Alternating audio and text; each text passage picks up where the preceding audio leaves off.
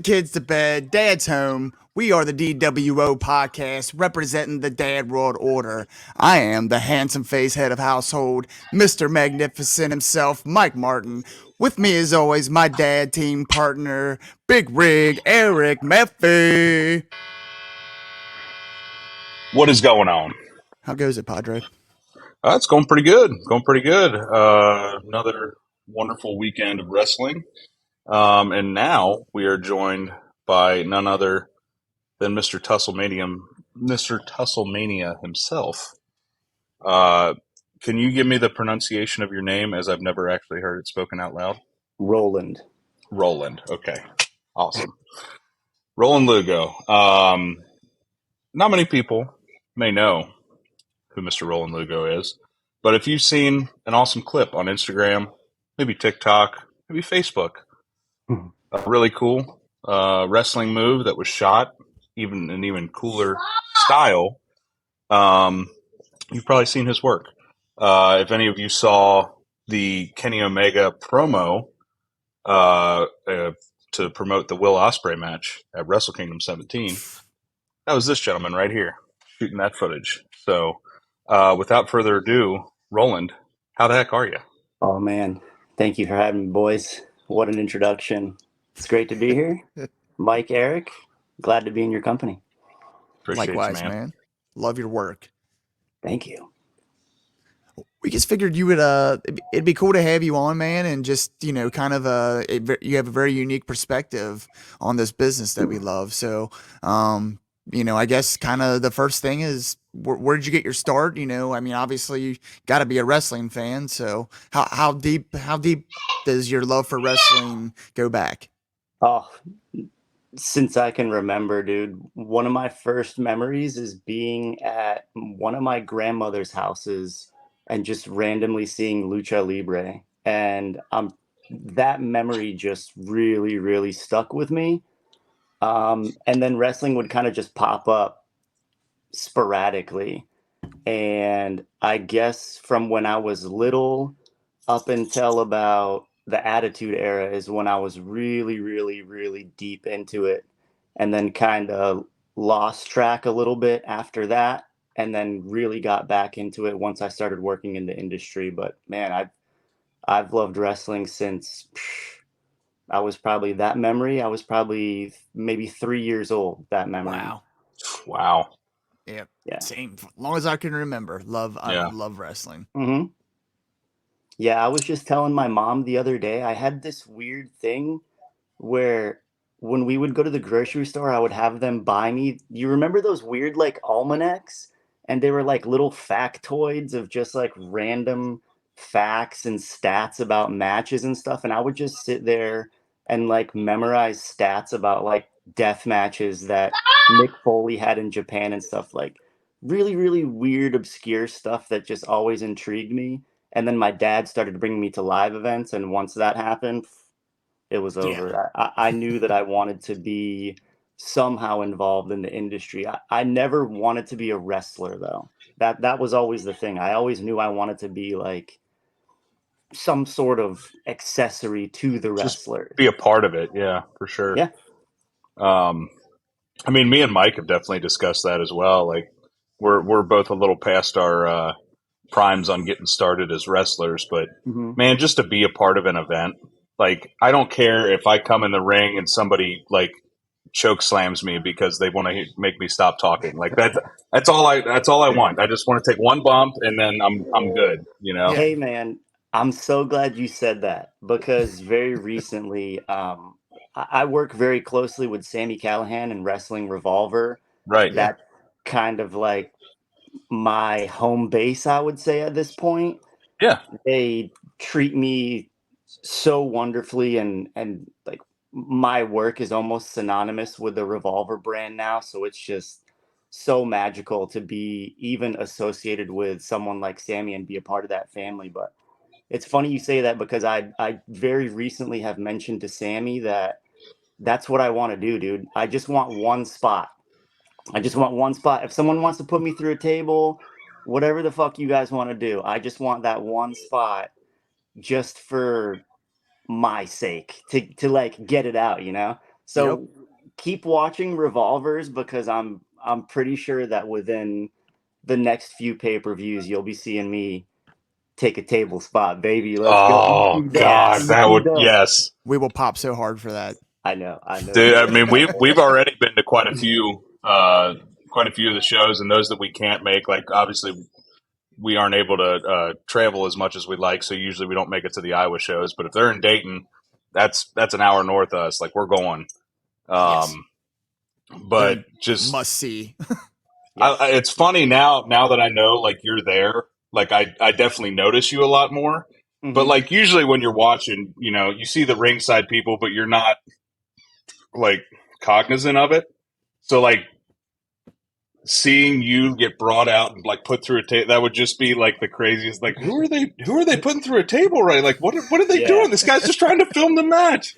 that Bro, would that would be amazing. it's kind of weird because like Sammy dubbed me like a producer of Revolver, and whatever that entails, I am all for it. Like even Right. to just have some sort of label associated with them is just like a dream come true. But like every single show, I get more and more involved, and more things like that keep happening. And so this show, one of my like brothers is Lindsay Dorado, Right. and Oh wow. Lindsay hasn't Lucha been lit. booked. Yes, that's my dude, man. I love that guy. So he hasn't been at a Revolver show for probably a few 2 or 3 shows or whatnot ever since I've been involved with Revolver. So this was the first one that he was there. And Right. again, that's like there's something special about shooting like my guys, Oh shooting yeah. their matches. Like it's of course it's cool shooting like whoever, Will Ospreay and all these guys, but it's especially cool to shoot like my homies, and especially someone like Lindsay that I have like, dude, I like I'm staying the night at his house this Friday. Like that's my Oh brother, wow. you know?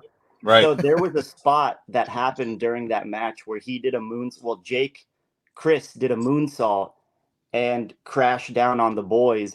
And Lindsay kind of tumbled into me. And when he tumbled into me, instead of like dropping character and apologizing, he grabbed me and he wrapped me up in a rear naked choke. Oh wow. So he's like making me like part of the show, and that shit is so cool. And when I Yeah. got Oh up, man. all the fans like lined behind me were like, damn, that was so fucking awesome. So I need to give like a little call to action. If anyone has that clip, I actually talked to Lindsay today, and he was like, "Bro, we got to find that clip. If someone Yeah. has a clip of Lindsay putting Tusslemania in a rear naked choke, please we need to track it down because Oh my gosh, that'd be surely awesome. someone ringside filmed that." Surely it's out there. See, and that's the funny thing It's is on the me and surely Mike show. actually the last couple Revolver shows we've been to, because like the first one we went to, it was like we didn't put our phones down. I felt like we were like recording and Yeah, taking pictures like the whole time. And while like that's cool, like we really just want to be like present in the moment and just watch it. So agreed. like the last one we were at Night at the Moxbury, like we really didn't take a whole lot of footage, because obviously we know like you're shooting it. Obviously it's on Fight Plus and everything like that. It's like we don't really need to shoot a ton of footage. Now the one I did shoot was uh, Matt Justice jumping off the scaffold. Got it. Like oh my gosh. I love this story. Um, Yeah. okay, so this is where that story I was telling you about comes in. So we're standing there. I'm standing there holding my 7-year-old daughter, and we're watching him climb up the scaffold. He gets up there. Him and Zach Wentz are going at it. And then he stands up there, and everybody's, please don't die. Please don't die. And my daughter goes, if his mother knew he was up there. And it made me, and it's funny because you can hear it in the video. If Yeah. his mother knew he was up there, like just Wow. the funniest, like that's the thought that runs through her head The thing she comes up during with, that. dude. What an intelligent young woman.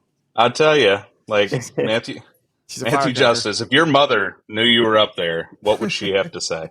Oh Lord. Um, Matthew. so it just stuff like that, and I mean, we were there for that whole show, and we've gone to tons of other shows, and just being able to share that just being able to share wrestling with her has been such a special thing for me. I mean, Mike can attest to it. He's seen it. Dude, it's I one mean, of the just coolest things. it's I awesome, man. I remember one time my son, in the middle of a show, he FaceTimes me, and thank God, Phil Stamper. Shout Hmm. out Phil Stamper. That's my guy. Right. So he sees my son FaceTiming me, and I answer it, and I say, "Yo, Bubba, I'm at a show right now." And I show him a quick little clip because it was like during the walkouts. And I looked at Phil, and he's such a nice guy. Kayfabe, but he's very Right. Yeah. evil, his character, whatever. But he's such a nice human being. I said, Phil, would you mind like showing my kid the match a little bit? He held that phone for a solid 5 minutes of that match Oh while wow. You could watch. still keeping in character. Keep it. Kept that phone while still yelling at people and doing all his gimmick and stuff. And That's then awesome. afterwards, he told me, he was like, "Your son might have heard some words that might not be appropriate." And I was like, "Doc, dude, it doesn't even matter. That alone is such a cool experience because I know at a certain point Phil would put the camera not just at the action, but he would put the camera on me, so my son can see what his dad is doing Right. at That's ringside. awesome. That's That's super cool. that's what it's all Like, about, man. hey, obviously you got to travel and stuff for these shows, but man, your dad's doing some pretty cool stuff. Dude, And and that's the point, man. I just worked with Kenny Omega, and Kenny is Dude, one of my son's favorites, dude. mine And too. how much did he pop for that? Like, dude, he thought it was awesome. So Kenny, last time I shot with Kenny for the Will Ospreay call out, he wore one of the Tusslemania shirts, and he took a photo with me and Nakazawa and Kenny Omega all wearing Tusslemania shirts. Oh, And to be able to dude. show that to my son, dude. oh my gosh, dude, Yeah. So yeah, then this time around, I had a little clip recorded of my son with his Kenny Omega like squishy toy, the Wrestle Buddy, saying, yeah, yeah. yes, shouting out, saying, "Hey, Kenny Omega," my son and my daughter both saying that to Kenny. And when I showed that to Kenny, most people, when you show stuff like that to them, they go like, "Oh, yeah, yeah, that's cute, blah, blah, blah." Kenny was like, "Dude, that's awesome. That's so cool." He was so genuinely like touched by it. And then I have a thing that I do where I collect figures and such, and I don't really care about autographs and all that. But what I do want is a collection for my son. So what I've started doing, and it started with Killer Cross, and I have Thunder Rosa, Zach Wentz, and now Kenny Omega. I have a figure of theirs that they've personalized to my son. Oh, So that's so cool. it also lets them know that, like, dude, I have no intention of selling any of this. This is all purely for my son's collection Yeah. to revel in one day. He has, and I should go grab it for Hmm. you. I have a personalized chase figure Kenny Omega to Dominic, and it's just like, oh man, like, And Oh, that's, yeah, like you could probably have sold that Chase figure for buku bucks, especially if he just signed it. But dude, no, I don't. And that's how I am. Like none of my wrestling stuff I've ever gotten, I've never been like, oh, I can't wait to sell this. Like, no, dude, I'm storing it up here on the shelf, or it's going in my. I mean, my daughter has a picture of Thunder Rosa that's got about a paragraph this long written to my daughter, and it's one of the coolest things ever. She's got a CM Punk up in there. She's got a Danhausen up in there. Athena, like that, just that's her wall. Like other most 7 year olds, it's like, oh, I want mm-hmm. a sports figure, whatever. Now she's got like, what up, JoJo? hi Jojo. JoJo. Yeah, that's awesome, man. And shout out to Thunder Rosa. I've She's the best, filmed dude. I've filmed her like merch table line for like hours and hours, and it's because she gives every single person a their personal time. She She does. makes Ah, sure that every single person walks out of there satisfied and happy, and she goes above and beyond every time she meets. That's why she gets like that reaction that she gets. That's why she's Hmm. so over, is because her kindness really truly resonates when you see that like after the show. She's an amazing person. and I've never personally met her or had any of those interactions, but just secondhand Hmm? from Big Rig and and his daughter's interactions with her, and just the how she's gone above and beyond Mm-hmm. for Thank a you. Cheers. single or a single But fan how? basically, Yep. and that's great, man. You love to see people like that succeed because they get it. That's like you know you're gonna get what you get, or what you put out in the world. So Yes, dude, I owe so much to her. She was basically the first like big name that took a chance on me and hired me. And just the backing of having her name alone, that I could go tell promoters that I'm Thunder Rosa's personal filmer, like that helped me so much. And right. I remember having a conversation. She had her last string of indie bookings before basically, you're not allowed to do any more indie bookings because, she was becoming the champion and whatnot. So her indie bookings were tapering down. And I toured with her on her last little leg of indie bookings. And I remember being in the car with her and like expressing that exact sentiment to her that, like, hey, hopefully you realize how important it is for me to be able to tell people that I'm your filmer. And even, do I have permission to even say that to people? Is that out of line?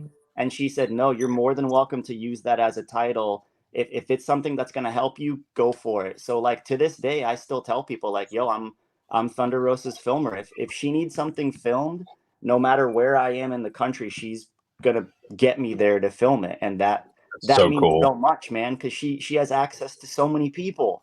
Right. But Did you ever do any of the Warrior events? yes, dude, Warrior. I I actually came into We were there Warrior in South right Bend, after me and my her. daughter. Were you Yes, at the South Bend one? not. I was at the last one. Yes, But the in one where she relinquished the title. not with her. So I didn't Not work that with one. Okay. Warrior. Yeah, not until after she left. Coincidentally enough, I didn't start working with Warrior until after she left. But yeah, Another awesome promotion though. Team and dude, Natalie. great promotion. I just shot there with Vikingo, Yeah. Oh and wow. Oh, my brain my brain melted during that melt. match, dude. Dude, it Yeah. was insane. And Yeah. so there's kind of funny story about that. Vikingo did this spot where he jumped to the corner post of the ring and he was just standing there for a minute, like composing himself and also, getting that pop ready. Yeah. And he was literally right above me. And I'm like filming, looking up, and I had Oh. no idea. He's such a wild man that I had no idea where he was gonna go. So I just kind of like said a little prayer and was like, wherever he goes, I just like pray that I can track his movement and not fuck up the shot. Right. Right. So he literally jumped over my head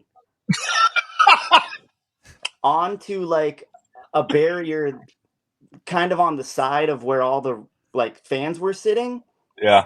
He proceeds to climb that and then do like the craziest dive you've ever seen back Oh, up that in. little like Yeah, goofy dude. wall on the side there. Yeah, dude. It Yeah, was I saw in that. Yes. dude, it was insane. So the clip that I got is literally like him jumping over my head, but that someone else got an angle from the opposite side, and you can see when the spot is finished, I just kind of like am in awe. And Like, there did was that just there was a dude next to me, and we didn't know what to do with ourselves. We just hugged each other. And this wasn't, dude, like this wasn't even like a great friend of mine. It was just like there was a homie next to me. We just had that moment together that we both of our brains obviously melted at the same right? time. And we had no other reaction but to just be like, all right, bro, we got to Yeah, hug this out. that That was was awesome. crazy. Glad we shared that Yeah, together. seriously, dude. Seriously. Um, so in terms of like, so you said Thunder Rosa kind of got you your start with getting in with some bigger names and stuff like that. How did you meet like Sammy and get started with Revolver and all that? Dude, the Sammy thing is crazy, man. Sue Young is like an angel of mine. Is kind of like the best way that I can put it. Um, anytime that I've worked with Sue, it's led to like so much more. And crazy side story. The day before I got hired for New Japan, um, she texted me and said, "Hey, I have a really funny feeling that something cool is about to happen to you." And Hmm. the very next day, I got hired by New Japan. Oh, She's just, and dude, Wow. that's not the first time that something like that has happened with Sue. So a long time ago, Sue told Sammy about me, and I don't think Sammy put the pieces together of who I was, because a lot of people use my content, but unless you're really going out of your way to find out who shot that content, it's just content. Right. So thankfully I've like kind of started to make like my own aesthetic and look, so that even if Oh, people don't yours get is very credit, distinct. Yeah. exactly. Even if I Yeah. don't get credit, people look at my shit and they go, And they're okay, like, "Oh, Tusslemania that's did that. Tussle." Yeah, So hmm I've even noticed that. Like, there's a certain way that you shoot your stuff, and I'm no filmmaker by any means, but just from a layman's terms, I can watch it and just be like, "Oh, I know who shot that." Like for dude, and sure. bro, that's like my favorite compliment. People tell me that all the time, and that's my favorite compliment, especially like when someone will post something and I won't be tagged in it, and then they'll like send me a message and be like, "Bro, I knew this was your This is content." you. And I'm like, Yeah. that's fucking sick." Yeah, so anyway, so Sue like put into Sammy's mind who I was, but I don't think he ever made that connection because Sammy is like the busiest guy in the world. Oh, you can So definitely tell. Yeah. yeah. So eventually I shot with Swerve at a New Japan show actually. And I made a little highlight reel with Swerve's footage. And I went to Twitter and I said, because Sue had texted me and said, "Hey, Sammy's trying to get a hold of you." And I'm like, I'm not hard to get a hold of. Like, text me I or mean, something, you bro. talk to me like you're Dude, very good, yeah. but it's not hard enough to get a hold of. Bro, it's crazy. So I went on Twitter, like I had like 200 followers on Twitter, dog. I go on Right. Twitter and I tagged Sammy and I said, "Yo, Sammy, I hear you're looking for me." And I I hope there's a way that you can like go in the archives and like search, because I gotta fucking dude, I gotta find that tweet, because that tweet is literally why I fucking work for Sammy. So That's I That's so awesome. just cool. I just made like a public tweet, "Yo, Sammy, I hear you're looking for me." Bro, I swear to God, I think it was 15 seconds, and he was in my DMs, dog. Oh, And the very Oh my first thing god. he wrote to me, yeah, dude, the very first thing he wrote to me was, "What do I got to do to get you to my shows?" And I said, "Yo, daddy, just fly me out, daddy. fly me Fly out, me buddy. out, daddy. Like, Yo, I don't give a fuck about money. It's not about right. that. It's about the opportunity." And I knew that if I make a good impression on this guy, I'm gonna fucking have a job. So, bro, he flies me out to this show. My first show was Sunday Fun Bay, and the Okay. very Yeah. first match is Jake Christ versus Chris Bay. And Chris Bay does this amazing athlete. I'm sure you guys are well aware. He does this beautiful dive from the hmm inside out. And Yes. I got this super nice clip of it. And I Is go it the one where he backstage. like puts his arms out and Dude, like yes. flips over? Yeah. Okay. It's perfect. So I went backstage and I showed that clip to Sammy. This was the end of the first match. He sees the clip and he goes, "Yeah, I need you here at every show." And I was just like, and dude, That ever since well, then, man, ever since then, Sammy will not, bro. And I can say this with confidence, man. And I can't say this about other promotions that I work for.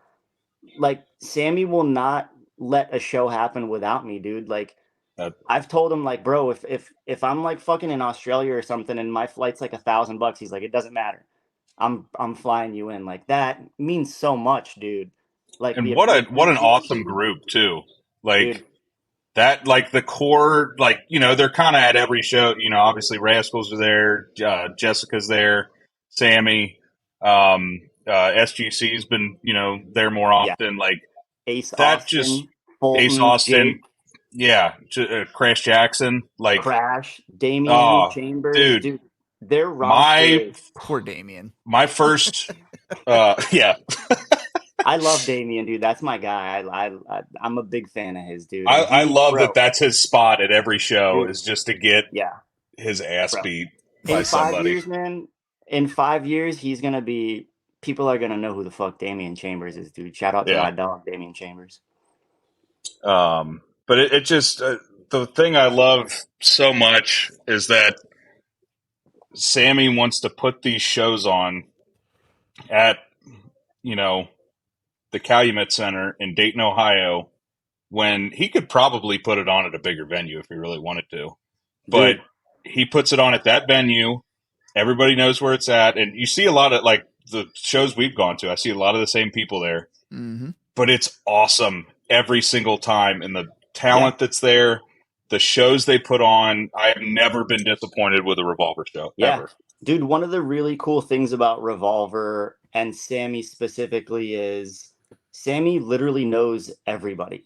And further than that, Sammy is like brothers with everybody. Sammy came up with like the fucking coolest group of guys ever.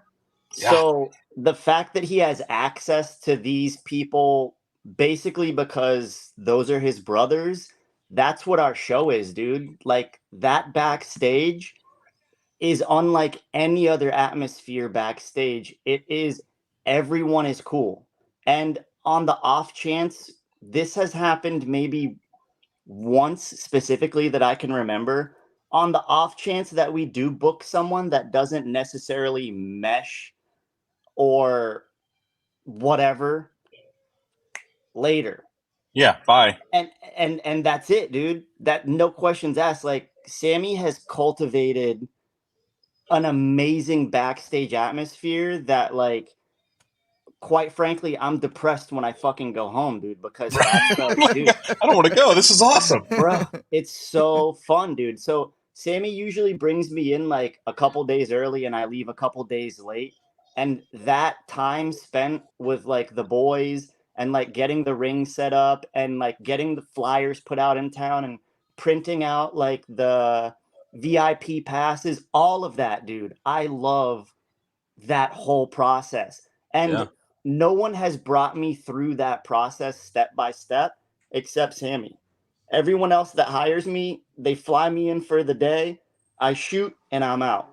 Right. Granted, with like Thunder's the exception as well because like similar with Thunder and Sammy, like when I book a Revolver show, like I don't stay in a hotel. I stay at Sammy's house with him and Jessica. That's so And cool. yeah, and then like whatever local wrestlers. Usually it's like me, Jess, Zach Wentz, Swan will be there, Swerve. So it's like he's got, you know, the specific group of homies that stay there. And then same thing with Thunder. Like, and then obviously it's an all women's promotion. So instead of throwing me in a hotel by myself, I just stay at Thunder's house. And her son is like one of the coolest guys ever. I love Anakin. And then her dad is usually there too. And the Right. first thing her dad does is when you get into the house, he makes you take a shot of tequila. Dude, it is just, What That's kind of awesome. guy? bro, it's so cool. So last time I stayed there, Thunder wasn't there, unfortunately.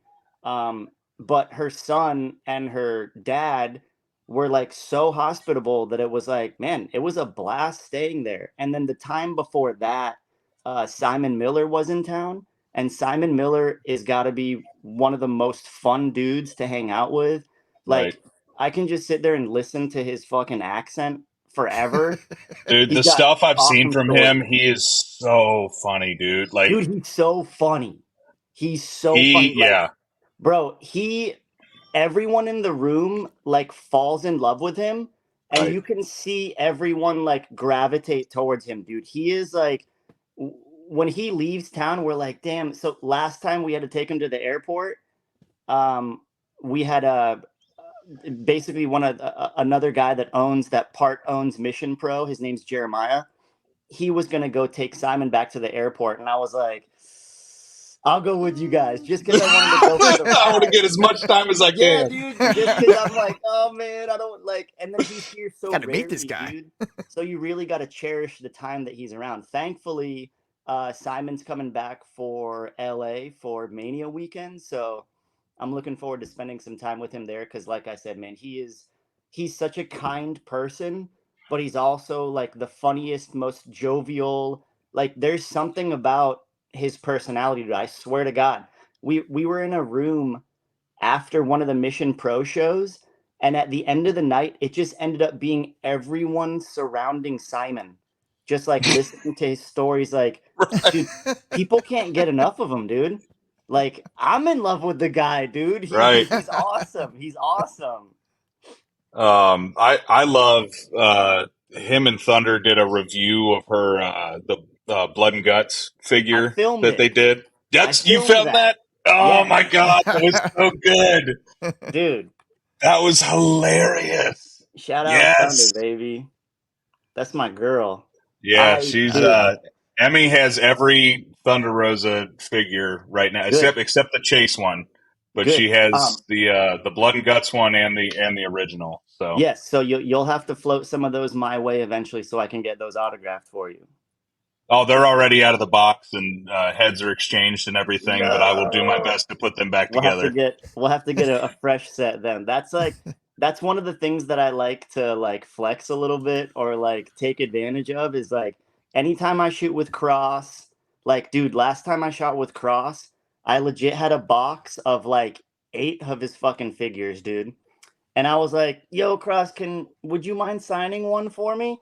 And I like left the box open a little bit, and Scarlett was like poking around the box, and she was like, "Damn!" So Cross was like, "Do you want me to sign all of them?" And I was like, "If you I want mean, If to." you want to. Now, granted, those were like given to me by like a fan of a dude who like worked at a toy store, blah blah blah. Like, eventually, those are gonna go to like this guy's like kids and blah blah blah for a good use and whatever. But yeah, it's just hilarious. Like, that's the one thing that as long as I'm close enough with someone like Thunder Rosa, Right. I even told her I was like, "Yo, one of these shows, like, don't pay me. Just give me like 10 of your Chase figures autographed, and I'm chilling. I'm Right. chilling." yeah. I mean, not to flex myself or anything, but my daughter did get a phone call on her birthday from Thunder Dude, that's to wish her amazing. a happy birthday. That's amazing. See, that's That the was a type of person she that is, was a man. really special moment, dude. Yeah, Like that right there. I'm like, dude, you got a fan for life. I don't care if you're the worst dude. heel on planet Earth. Like, I will still cheer for you. I don't care. No, So will she's a Emmy. So she's will a Emmy. lovely person to the point where She like, is. dude, I get heated when I hear all the bullshit rumors about her and shit, man. Because Oh, I'm the same way. Hmm. I know the fucking truth, dude. I know the fucking truth because I've heard all the fucking stories and I know what the fuck is really going on. So when Right. I hear these fucking rumors and like, dude, it's so lame, man. And then she'll be like sitting at home and we'll tell her like, "Yo, did you hear about this one?" And she's like, What the Where does this "What fuck? come the from? fuck?" It's dude, it's absurd. But you know, it's crazy. She's such a polarizing figure, dude. Like when millions and millions of people are following what your every move is, like, of course there's going to be detractors. Like, all it Right. says to me is that she's reached such a height that, dude, of course, like haters are inevitable. But she just like, I don't know. I don't want to see that like frustrate her or take Yeah. away from her ability whatsoever just because, dude, she's a fucking badass, man. She's a Right. badass. She doesn't need to be like concerned about internet stuff and all that. And dude, I can't wait until she comes back, man. I Oh, really can't trust me, wait until we she comes are back. stomping at the bit. I know. Yeah. We were watching Revolution on Sunday, and me and Mike are sitting there, and at the end of the women's match, I was just like, "Dun, Mm. dun, dun, Yeah, yeah, dun, yeah, yeah, Rosa." right, right. She's Like, waiting come at on, the color. come on. Yeah. And I know she's recovering and everything. Like, I'm not trying to rush her back, but Yes. I mean, I've said on our show multiple times, I think a women's blood and guts feud in AEW would be one of the coolest things ever. Like, Yeah. you take this story that's going on with the WWE invaders or whatever versus the homegrowns, you make the faces and the heels work together on the homegrown side because it's like it doesn't matter if we're good or bad or whatever. We just Enemy of have my to, enemy. yeah. And I think Dude. you put Rosa and Britt and Jamie and maybe a couple others, dude, it would be so cool. And she's so perfect for that, man. The crazy thing about Thunder is that, like, for a shoot, she was always my favorite female wrestler. And my favorite of all time, nothing will ever top Lucha Underground. To me, Lucha Underground was the perfect product. And it's crazy that throughout the years, I've gotten to work with so many people from Lucha Underground because everyone always has cool stories about Lucha.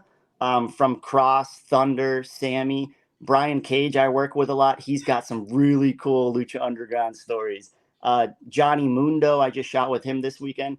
I Right. love working with those Lucha Underground people, but that I was aware of Thunder before Lucha Underground, but Thunder, I've loved Thunder from Lucha Underground. So to have her being like my favorite female wrestler of all time, to like now actually working with her is amazing, and she is the right one for all that, dude. Put her in any storyline, she's ready to go, dog. She's amazing. She's amazing. Yeah. No, I could literally sit here and talk about how awesome she is, like all night long. So, Yeah. I mean, just the love that she's given to my kid when she has so many fans all around the world. The fact that, I Yeah. mean, we met her twice, you know, at two different Mhm. Warrior shows, but the fact that she's still, I mean, like the very first Warrior show we were at, she posted a picture of us three on her Instagram, like saying like, this is why I do this, you know, type thing. I got compared to Kevin Steen once, and then Seth Rogen like 7 times. Do the But laugh. I'll stick. I'm not doing the laugh. I'll stick Do with the the laugh. Kevin Steen one. I'll be Love it. no. Yeah, she But was, anyway, dude. just you know, just that like she is just the most personable. Just you know, and with how busy she is too, running Mission Pro, Mhm. working for AEW, doing her volunteer work with Salvation, like Busted she could open. very well be like, I don't have time for that. Oh, what's up, Yeah, for real, Upper? dude.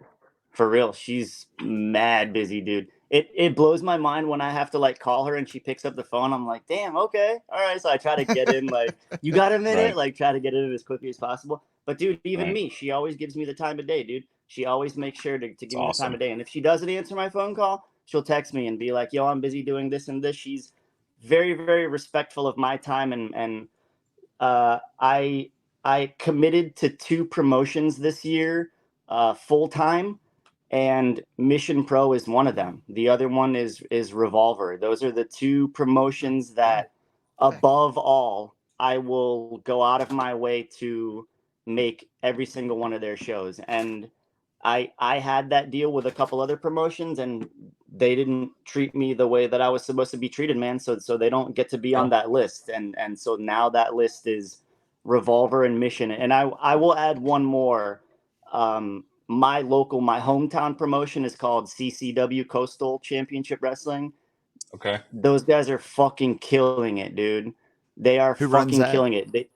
It's Was that the run one the by this guy Renegades were the Nelio. tag champs? No, that's a different CCW. That one's run out Okay. of All like right. Tennessee, I believe. But Okay. this All right. CCW is like a South Florida. We run shows out of so this weekend I with them I have a show in Kissimmee on Friday, and then on Saturday they have a show on Homestead. So the really cool thing Okay. about CCW is they run damn near every weekend we have a show. So to have a consistent gig, and man, Nelio, the guy that runs CCW, has been like a father figure to me. He's always taken care of me from day one. Kylan King actually got me this gig. She brought me Oh, to a awesome. show, and she literally grabbed me like by my shoulder and brought me to the promoter and said, "Tell him your rate, and you're working here now." So the promoter was like, "Hey, I guess you're working here now." That promoter ended up being, Dude, she's so awesome too. dude. Just another She one is, that dude. I have so much love for Kylan King.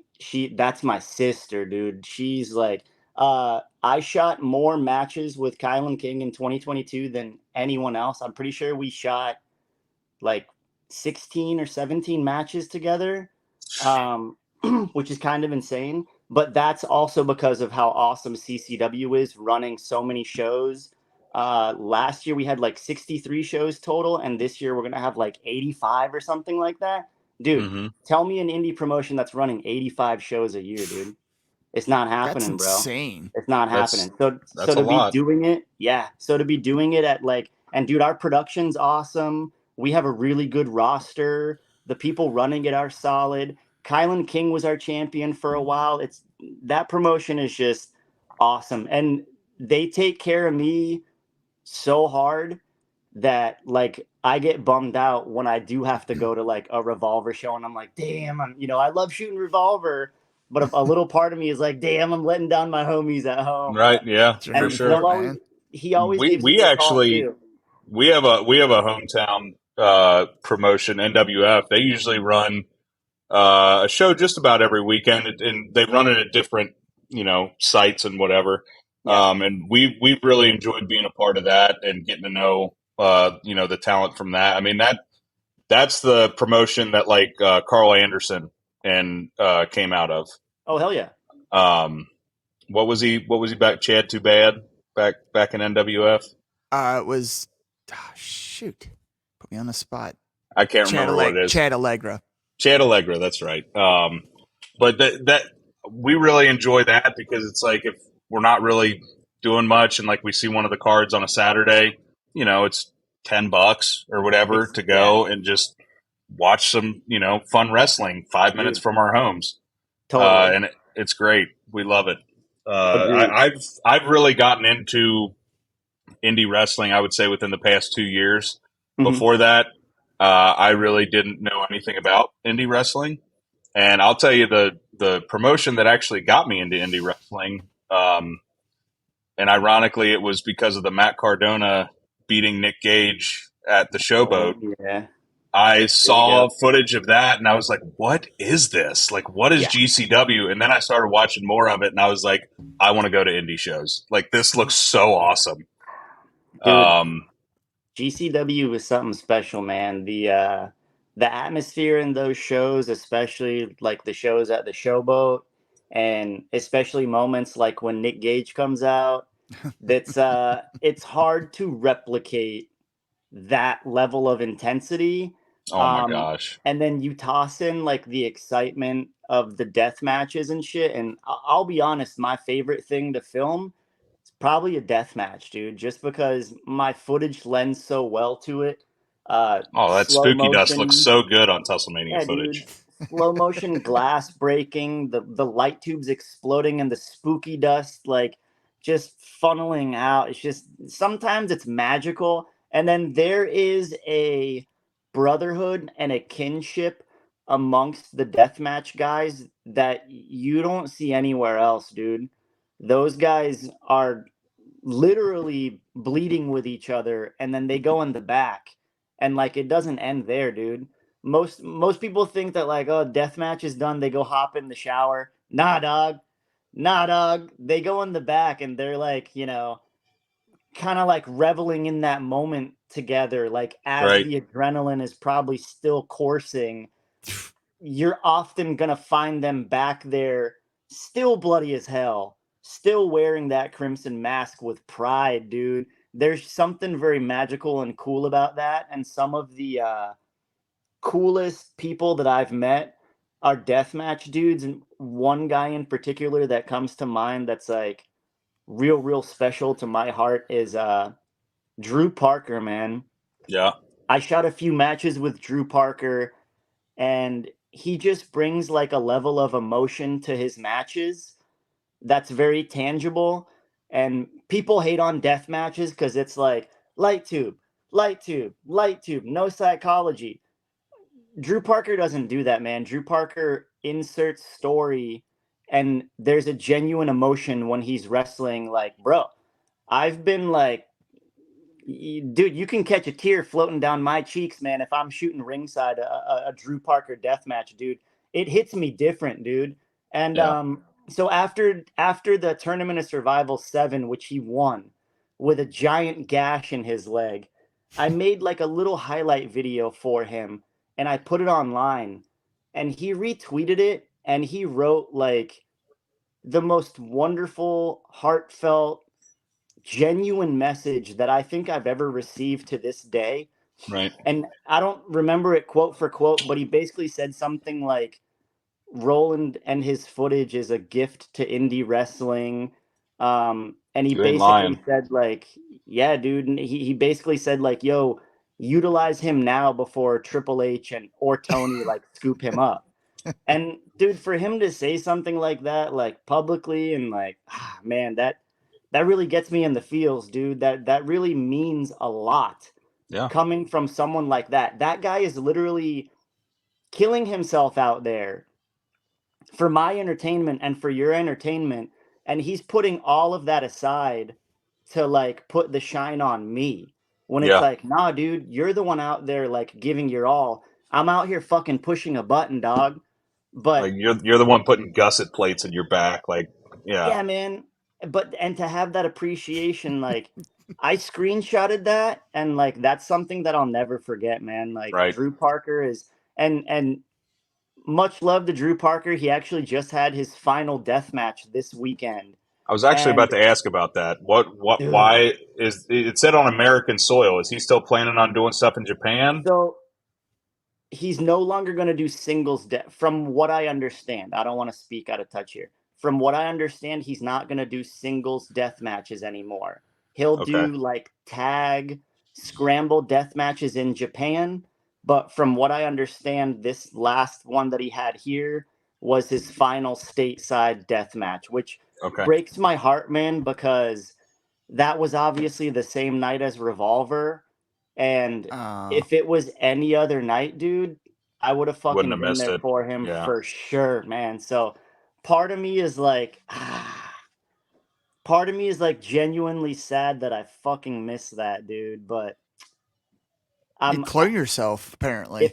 if if I like see right, if I do, I think about that sometimes, man. Like if I had a brother, if I had like, man, Well, I would love next time you that. go But to New Japan, yeah, yeah, you yeah, had them go out there, you start asking around, right, they're pretty dude. advanced over there, I'm pretty sure, you dude. never know. They Even got the dude, technology. yeah, bro. Even if I can get a little robot clone of me, something, dog. All you Right. gotta do is hold a camera and I mean, fucking I jiggle it see you around, there man. with the drones. Like, you can't get a long distance drone to like, Dude, hey, I'm here, bruh, man. I can't even get someone to help me with the drone because that shit is so nerve wracking, dog. Oh That yeah, no one wants to do it, dude. I wouldn't. And I like, I dude, try to fly the little like $10 one around my living room with to no avail. I've broke three or bruh, four of them. dude, I was flying this weekend at Revolver, and those Iowa shows, dude. I don't know the numbers of this show, but I know last Iowa show there were 1,300 people there, dude. Oh Really? my. And my little drone is just flying over these people, and I'm like so nervous, Oh, like oh, don't crash, please don't don't die. crash. Please don't die. And Please then, don't die. dude, and then of course, the first thing that happens is like three jabrones walk up to me and, oh wow, that's pretty cool, man. What are you doing there? And I'm like, bro, I'm trying to work here, dude. Like the last thing that I want to do is crash the fucking thing in the middle of the Like, show. come on, man. Like, Look have like, some dude, sense of, bro. Read the room. Dog, yeah. it's gonna happen eventually, and I'm gonna look like such a jabron, but at least I'm putting it out there that like it's gonna happen eventually. It's okay. It almost happened at a Warrior show. I was flying right above Johnny Mundo's head, and he started reaching for it, dude. Oh And my. That was the video I dude, sent you, right? Where it was yes, like somebody brought a drone to Warrior and you were like, yes, dude, that was me. dude, that shit was crazy. So as he was reaching for it, I kept like moving it just out of his grasp. Oh And wow. so when we went backstage, I went up to him and I was like, dude, that was amazing what you did with the drone. I was like, dude, were you actually trying to grab it? And he was like, no, I was praying that you would move it out of the way. So I was like, bro, how magical is it that both of our brains synced up? And I somehow knew that he wasn't actually going to grab it, but at least we could make this moment out of it. Bro, every producer, everyone at that show who means something came up to me like during that moment while it was happening. All of the people who run Warrior basically came up to me and they were like, dude, this is fucking awesome. And I was Yeah. like, that's That why you was, bring me here, baby. and That's why dude, you I'm bring me telling here. you, some of that drone footage you get, man, holy crap. That stuff Dude, is Hmm. so cool. it's And so cool, man. And you know what? It blows my mind that no one else is doing it, but fuck it, bro. If I'm the only one that's gonna do it, fuck it. I'm glad to be Trendsetter. that person, dude. trademark that. I don't know if you can, but you know what I mean. Dude, I I still like the love that Um, cloning shit. idea, You have your brother Russellmania, your other brother Gusselmania. All of it, Be baby. everywhere. All of it. I I loved, which I'm pretty sure you did it at the night at the Moxbury when the trios match against SGC and Rascals, and like Mm-hmm. I That I crowd that still night. think about that. I mean, how long was that standing ovation where we were just chanting? Like 3, 4, Dude, 5 minutes? bro, We that just was didn't shut intense, up. man. That was intense. You know, I talk about like incredible, like unmatchable atmospheres. That was one of them right there, dude. That was Like so cool. I'm getting goosebumps right now thinking about that Yeah, moment. That shit was intense, dude. that was awesome. Intense. And like the respect between all those boys after that match, and Yep. everyone's cracking beers, everyone's sharing that moment. That was like, I jumped in the Beautiful. ring to start filming because I wanted to be like right next to them. I didn't want to be like I got one lower than too. them anymore. I wanted to be in the ring, getting like as close as possible. And that's what's cool about Revolver is like, dude, Sammy lets me do whatever the fuck I want there, dude. Like he's never given me like, oh, Roland, go shoot on this corner and don't block the hard cam, dog. I don't, bruh. He ma- I've told someone before, I'm like, dude, I could fucking get in the ring naked and shoot, and Sammy would be like, that's fine, let him do what he That's needs to fine. do. Yeah, it's part of his Did you see that process. shot It's though? part of right, right. Yeah, like that's why I love being there, dude, because there's some places that I shoot where I don't feel as welcomed, and I don't have that relationship with the promoter, and I don't like, I don't want to shoot somewhere where I'm walking around on eggshells, dude. Like I want to create. Dude, this is one of my favorite stories, man. You guys know Pero? Yes, I do. Dude, Yeah, Yep. Pero is like one of the sweetest dudes I've met in this industry from day one, dude. Um, Pero booked me for a no piece show, Mania weekend.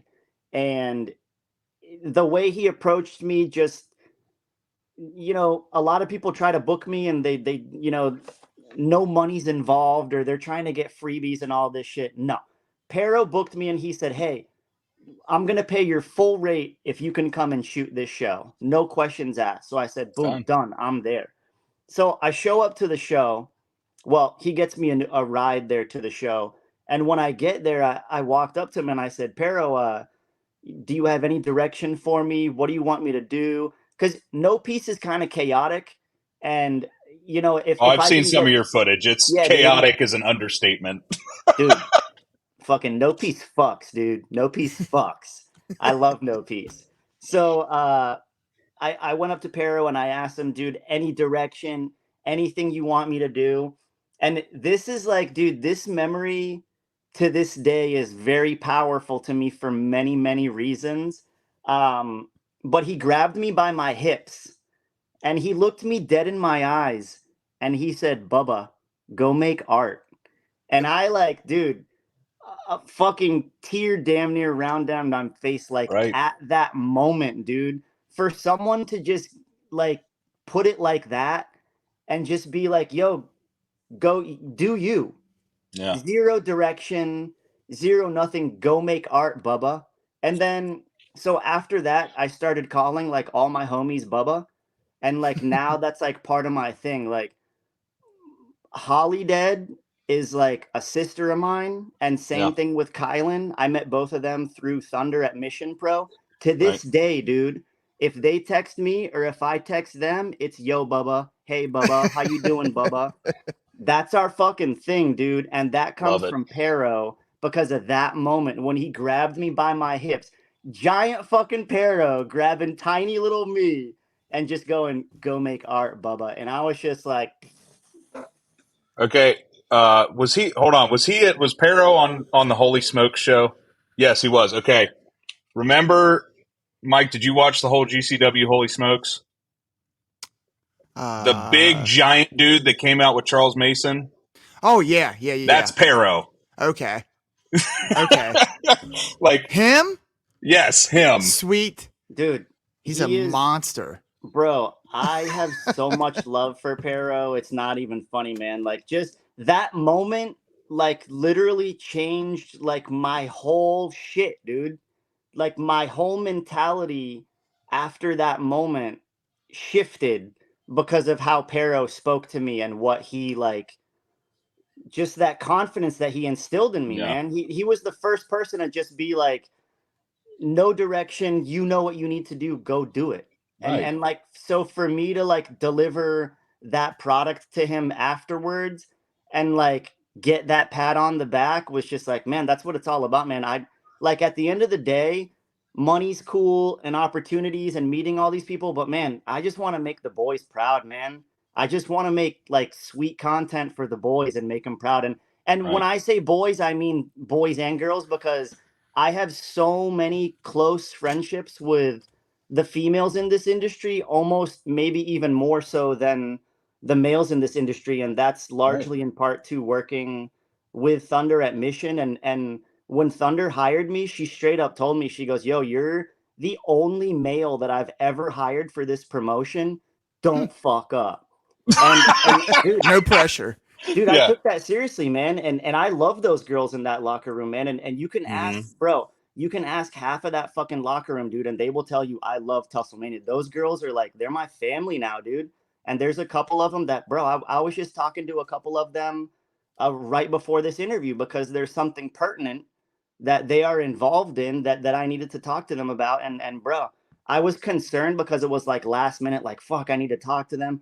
Dude, they picked right up, bruh, and they are jazzed That's up, dude, awesome. about whatever we have to discuss. But yes, I have been blessed to have met like some amazing people in this industry. And at the end of the day, that's all I want to do, man, is provide content for them. Because in my eyes, if I was a worker and I had someone who was recording my matches in 4K slow motion, super nice quality, dude, I would want that just to show my children. I would Right. want that Yeah. just for my own archive. I would want that for my tape study.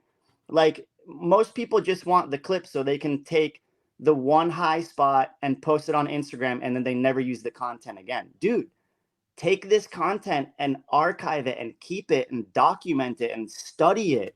And Yeah. bro, and then I have other people. There's this one guy, shout out Eddie Martinez, man. This kid busts his ass on the Texas scene. This kid is a gangster. I went to a Texas show and he was the first motherfucker to text me and say, "Hey, no matter what, I'm buying a content package from you," because that's how I make my money, man. A Yeah. lot of people don't know, like, I sell my content so that I can fucking feed my kids, dude.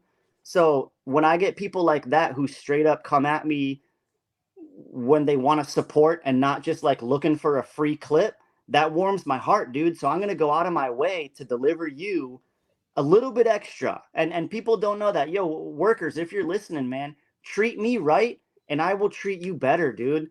Come at me the right way and don't try to get a freebie. Fucking work with me. If you don't, if you don't got a lot of money, it's not about the amount, dude. It's about coming at me the right way. But Right. anyways, this kid hired me to shoot his match, and I sent him a bunch of clips. We got some extra photos afterwards. We got some of those slow motion portraits. I gave Yeah. him a ton of Oh, those are so content. cool. I love Thank you, those. man. Those That's are like like kind of those are some of that's my been my favorite. Like the jam. slow mo, they turn around. I think he did one. Yes. Who was it with? Danny Moe. It was like a Oh, slow. Oh, that was so cool, man. I love Danny Moe. See, that's another one. That's my girl, dude. I love Danny Moe, dude. She's awesome. So, anyways, I gave this kid like all this content. This was months ago, boys. And to this day, he's still using those clips, man. Oh, I mean, every That's single awesome. clip, every single second that he found useful, he's posted it. He's Yeah. maximized that. And bro, for whatever he paid me, he got, I hope that he feels he got well worth his money. And I happen to think that it is a damn good deal for when people buy my content packages. So please, guys, support your boy. yeah. Yeah. Because any I mean, asshole can. you want to come shoot us mowing the lawn and make some promo videos Dude, or I will something? make it, yo, I'll make it look fire as fuck, Right. bro. Right? Yeah. Working the grill, Dude, we'll Yeah. mowing get the the grass. drone. We'll get the drone out there for some classic Oh shots. Bro, yes. come on. Come on. That's the thing, dude, is like, dude, honestly, it doesn't matter what we're shooting. Like, there's a way to make it look cool. Dude, look at this. I'm in a fucking bedroom and look at this lighting, dog. I got fucking blue and purple lighting. Yep. Come on, dog. This is easy, man. It's just a little bit of effort. and you can Right. make shit look nice, I man. say any asshole can pick up a camera and shoot video, but what you do is art, Thank and you, man. and And that's you what know what? separates you from the pack. I appreciate that, man. It's nice to hear that. And you know what? It's not even like about the gear and the technology and shit. You know what it is, boys? It's about the lighting. It's about the fucking lighting. And so many people don't realize that. You know how many people I work with, ringside photographers, ringside videographers, they don't bring lighting at all. They're Hmm. just relying on their camera and whatever doo-doo yellow lighting they have on the ceiling. And it's like, dude, you wonder why your images are flat and boring and not intriguing. Anywhere I go, basic, dude, all of those like motion portrait shots that you see, bruh, most of them are like behind the venue next to a dumpster. And you would, dude, you would You never never know. know.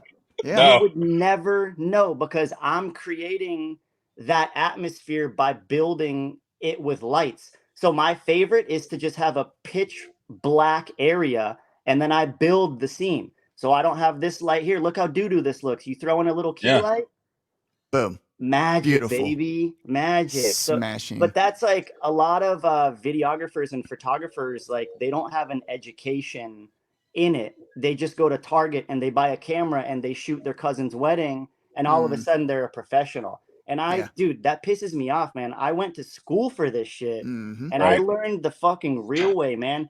I fucking still use goddamn 35 millimeter film, dog. Like, show me Yes. people that are still fucking shooting film, dude. Like, it blows my mind. I work with people and they'll be like ringside and they'll be like, yo, what ISO do I shoot at? And I'm like, dog, you need a new hobby. You, You need to go you buy a gotta get book. out of here, dog.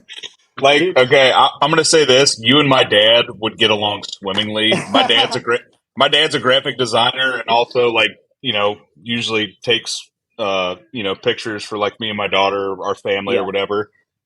The amount of times I have heard, "Nope, the lighting's not good there." When we're taking a picture throughout my 33 years on this earth, I never want to hear that phrase again Hey, man. because the time, like normally you just be like, "Oh, let's just take the picture." No, you got Yeah. to get here, the shadow.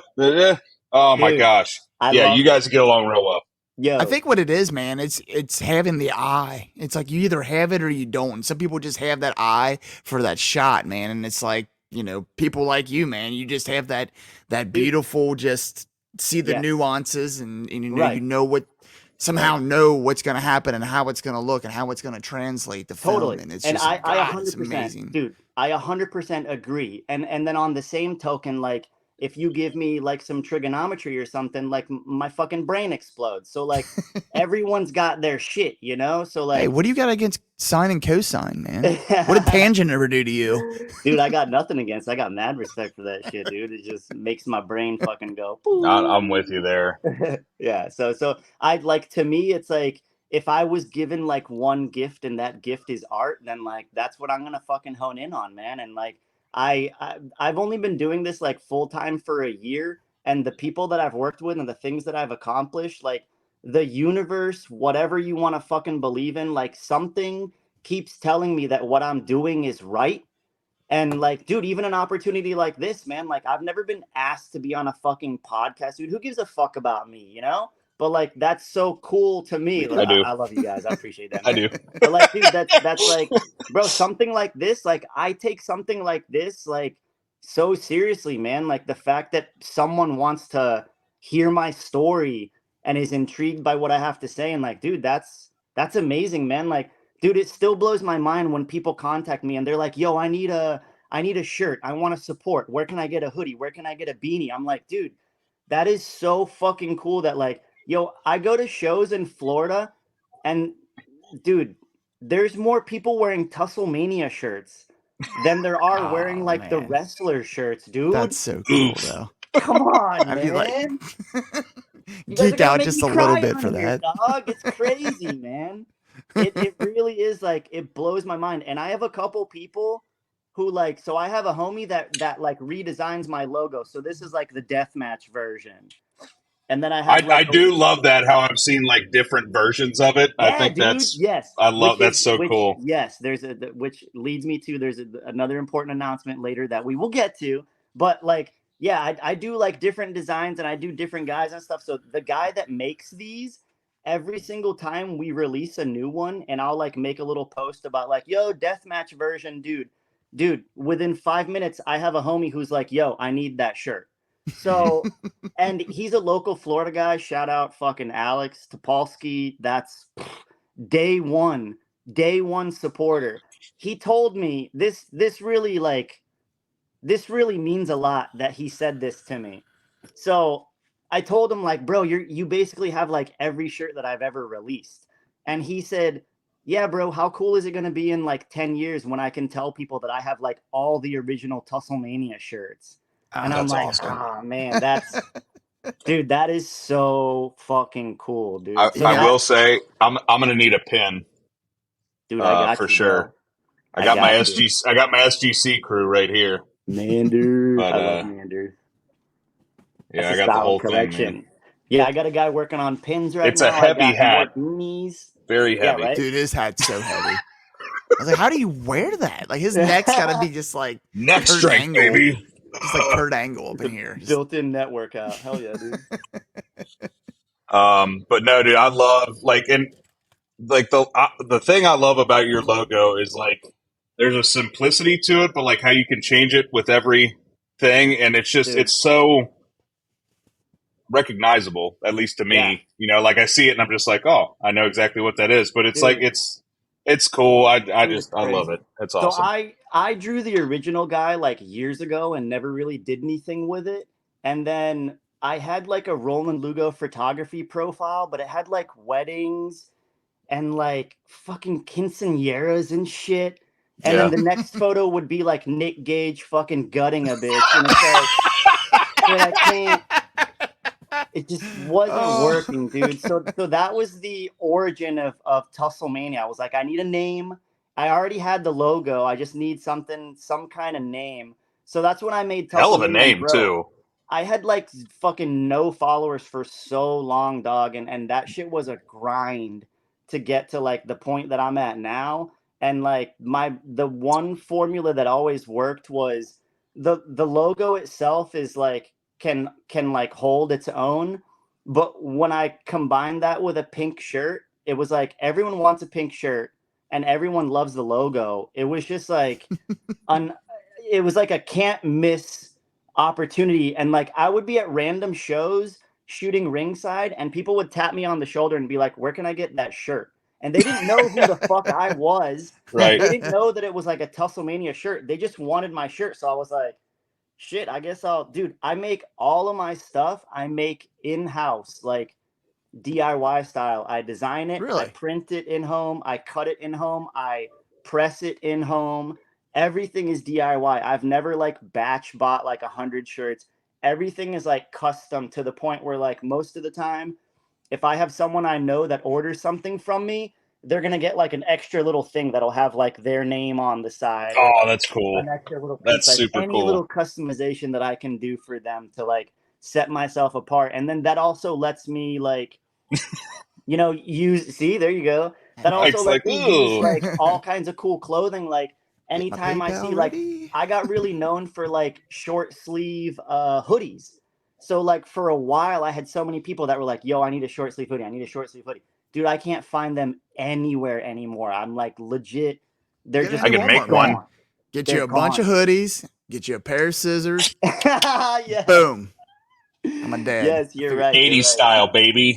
dude, you're so right. they're everywhere. Um, I was gonna ask. You said something about weddings and stuff. I was gonna ask. Was there anything like, what's besides wrestling? Is there anything else cool or weird or anything that you've ever filmed? Dude, so my right before I was in the wrestling industry, and this is kind of wild. This led me to the wrestling industry. I used to work for Nike and Vans, Huh. in the wake industry. So I worked. It was called wake skating, and wake skating is essentially skateboarding on water. And the yeah, like sport wakeboarding. Yeah. wakeboarding, yes. So it's the sister sport of wakeboarding. Wakeboarding's kind of lame because it's like basically gymnastics on water. They just flip and spin and grab.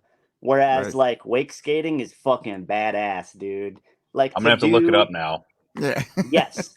to do like skateboarding tricks on the water going 30 miles an hour on a giant wooden board with grip tape and you're wearing shoes just like you're skateboarding is like, that is hands down the hardest fucking sport I've ever done.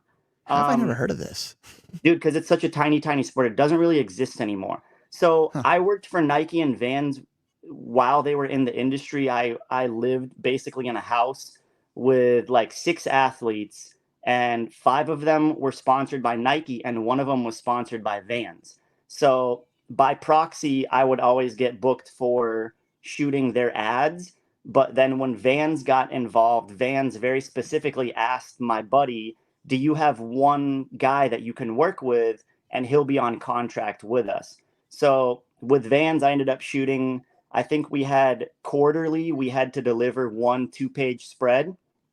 So whenever that time came, we would get a box of shoes delivered to us. We would put the shoes on, go film a trick, and then that would be what was published in the magazine. So like to be able to say that I had like publications with Nike and Vans was like the reason why I booked weddings. I would get emails that were like, "Hey, I heard that you shot for Nike. Can you shoot our wedding?" And I'm like, "Yeah, fuck yeah." So the crazy thing is there's a guy, Wes Briscoe, and Wes Briscoe is Gerald Briscoe's son. And Wes Okay. Briscoe is a very close friend of mine, and Wes Briscoe was a Mhm. pro wakeboarder. So while Wes was wakeboarding, Huh. he was also in FCW, which is the precursor of NXT. And Yes. that's where he was training, basically under his father's tutelage, Gerald Briscoe, up until the point he was actually Xavier Woods' tag partner. They were the tag champions of FCW.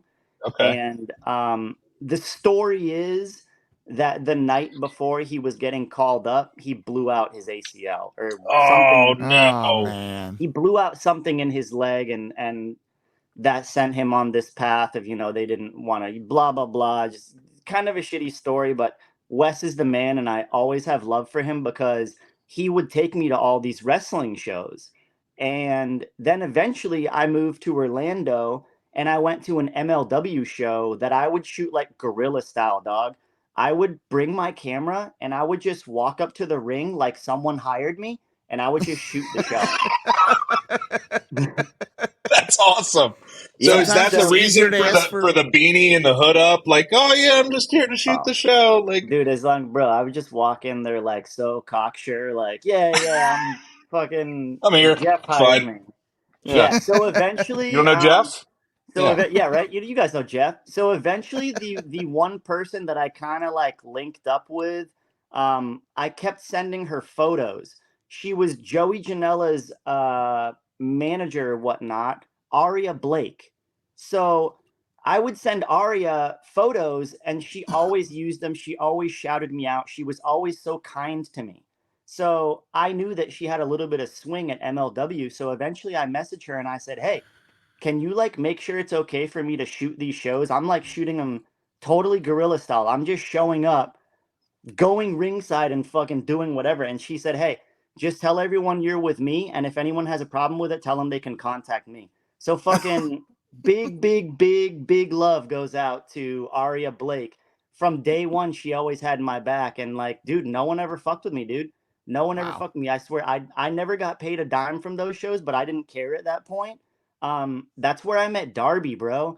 I was shooting That's with awesome. Darby when he was living in his car, and eventually I became so close with Darby that I shot his fucking wedding, dude. Huh.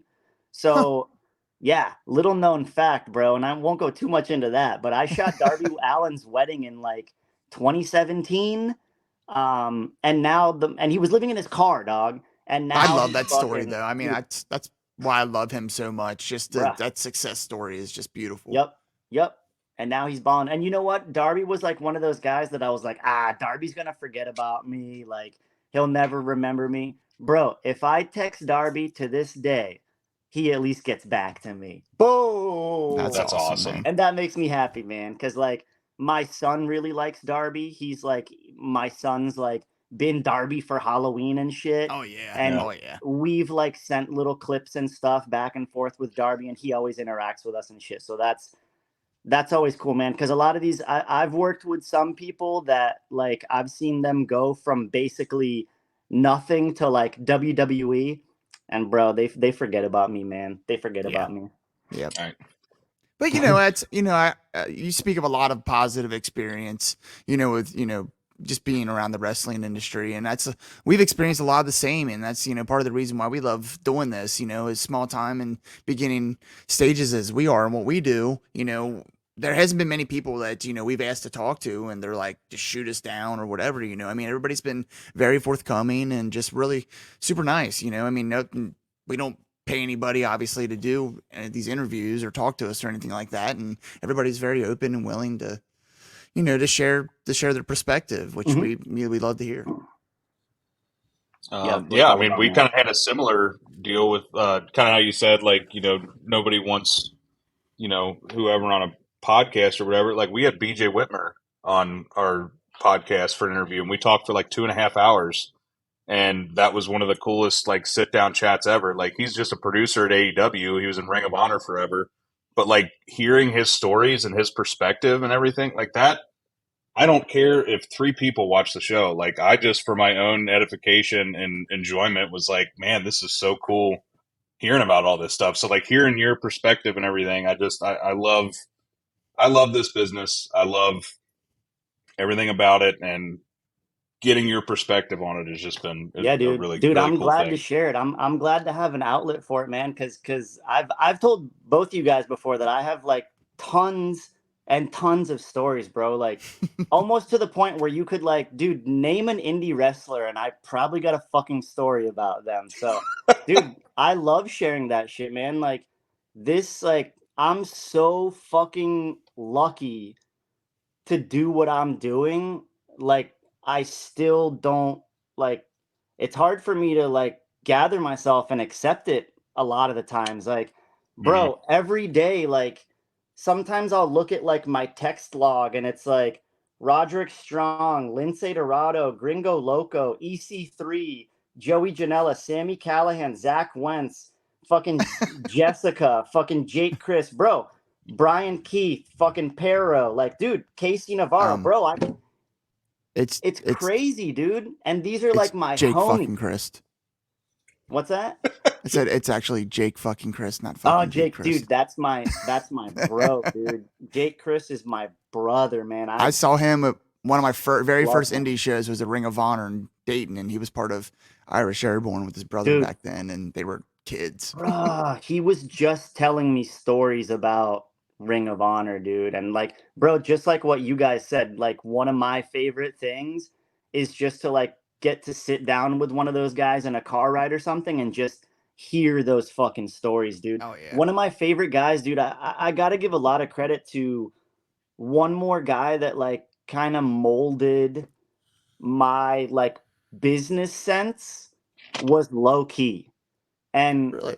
low key was like for a long time I said low key was my wrestling father. Um since then Sammy Callahan is like for sure my wrestling dad, and by proxy Jessica's my wrestling mom. So fucking shout Sammy's out your mom and daddy. dad. But low key, I remember the first few times I met him, just the way that he carried himself. And I used to shoot with him in MLW. And then I worked with him very closely in another promotion in Florida. He came in as like an agent and whatnot.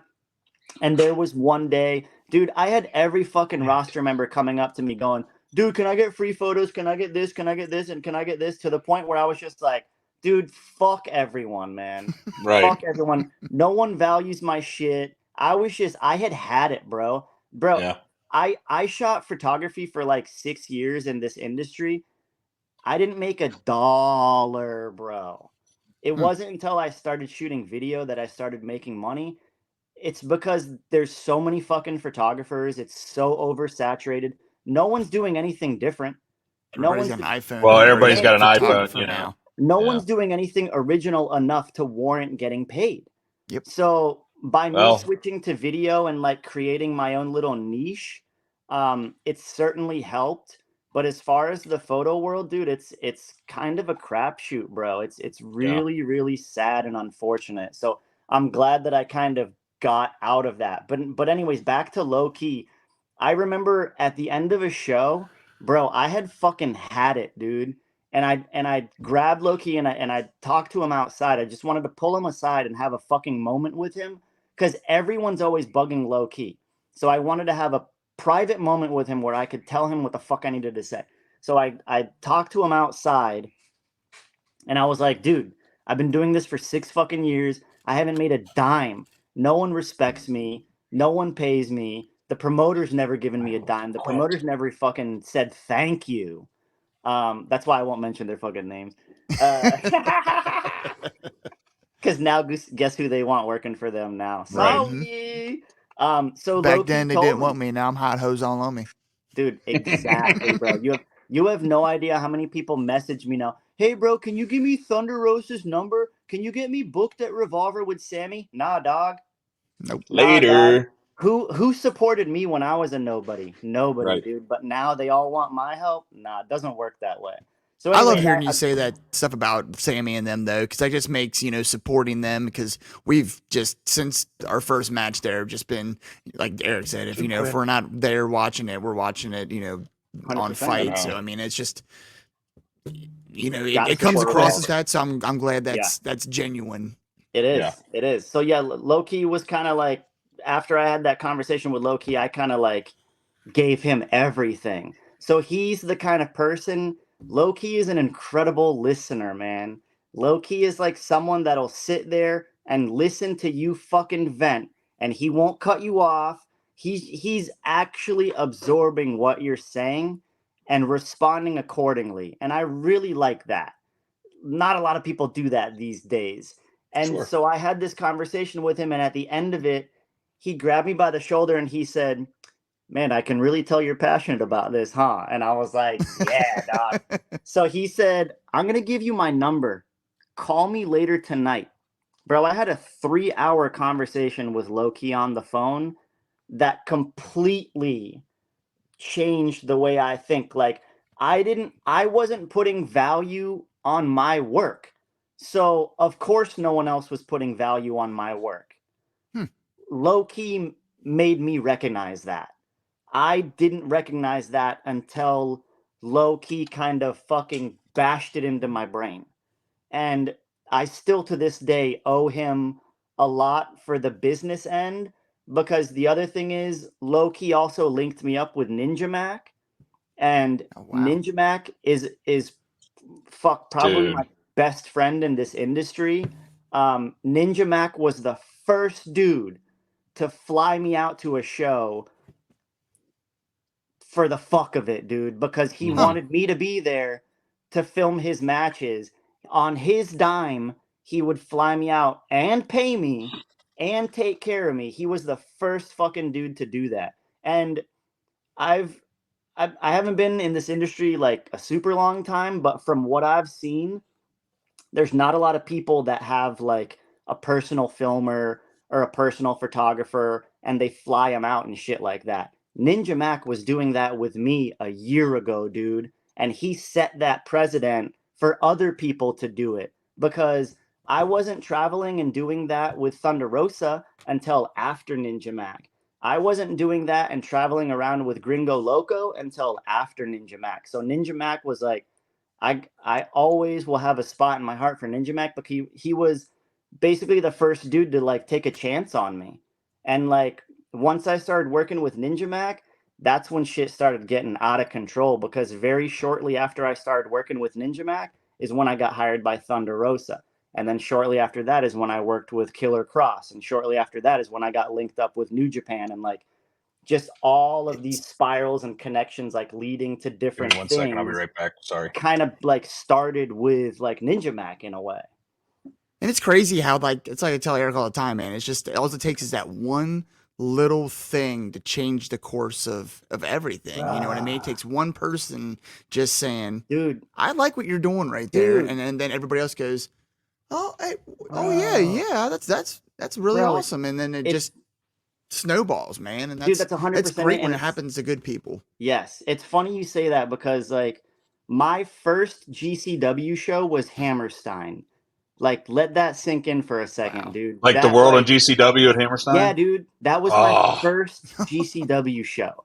And that's, bro, Ninja Mac brought me to that show, dude. Like, Wow. I didn't fucking know anyone. And I have so many cool stories from there. One of them, real quick, being Jay Briscoe was ringside. And I went up to him and told him, dude, I'm a big fan. I'm here with Ninja Mac. Is it okay if I like walk around and film you for a little bit? Bro, I didn't know anyone. I didn't know anyone there. I was there with Ninja Mac, and the only other person I knew there, which I'll tell you a story right after this, was Pero. So Jay, bro, he didn't skip a beat, dude. Right away. Hell yeah, man. Come on, film with me. Do whatever you want. Like, he let me follow him around all fucking day filming. Bro, Wow. what a fucking wonderful person. He didn't owe anything to me, man. I think the one thing that gave me my pass was he knew Ninja. So when I told him that I'm like Ninja's filmer, he was like, "Oh, okay, he must be okay, I guess." But right, bro, that was it, man. And then every other show that I saw the Briscoes, they always would give me a hug, always were just so kind. Like Ah, it's not make believe when people say that, oh, Jay was the nicest. Jay was the nicest guy in this industry that I've met. He was like, his heart was just so genuine, dude. And like, to me, I was a nobody, bro. He didn't owe me shit, dude. right, And he was so kind to me that it like, dude, I'll never forget that, man. I will never forget that. Like, I it's fucked up to say, but a while ago I told myself, like, I kept meeting really cool people and I kept making these connections and establishing bonds with these people. And dude, I say I love you to like all these guys, but I really mean it, man. Like, I have so much love for, like, there's so many people in this industry that I fucking love, dude, for real. hmm For real. And I told myself at one point, I was like, man, it's gonna be really hard and fucked up when someone that I'm close with passes away, because this industry, man, it's like there was a while where like it seemed like every 2 weeks someone was right, passing away, man. yep. Right. So to me, I was like, fuck, how am I gonna feel when that first person that I'm close with passes away? And Jay was that first person, man. And that shit, dude, that fucking wrecked me for a good day, man. And I hate like the people that go online and they didn't fucking know the guy and they say all this shit and blah blah blah, blah and just so that they can have their moment. Like, low key, I feel like that because he wasn't like my best friend or anything. But dude, the impact that that guy made on me is fucking important to me, man. Right. right. And like, those dudes didn't care about anything more than their family, man. And so when I told them that I'm a father, that I have a 5-year-old daughter and a 7-year-old son, dude, forget it, man. That was like our way of bonding, and they never forgot that. Every time they see me, how are the kids? Dude, And that fucked that, me up, man, still to this day. And like, I work very closely with, I don't know how much I can say about it, but we're about to release something anyways. But I work with Roddy Strong, Ooh. um, almost weekly. I'm filming with him, and dude, it's tough, man, because like Jay comes up in conversation a lot, man, and right. ah, man, it's No, tough, man. And Roddy is like such a wonderful man. Roddy is genuinely like the best soul. He's just like I would trust that guy with like anything, man. He's just such a good person, and to Hmm. see him like hurt in any way is very painful, man. right. I mean, Very I painful, saw dude. how long it took for him to even like, and I'm Dude, not saying, he you got to told like me. post something that day, but like, He told I mean, me I don't think he posted anything about it for like a until a week solid, ago. yeah, Bro, he told me.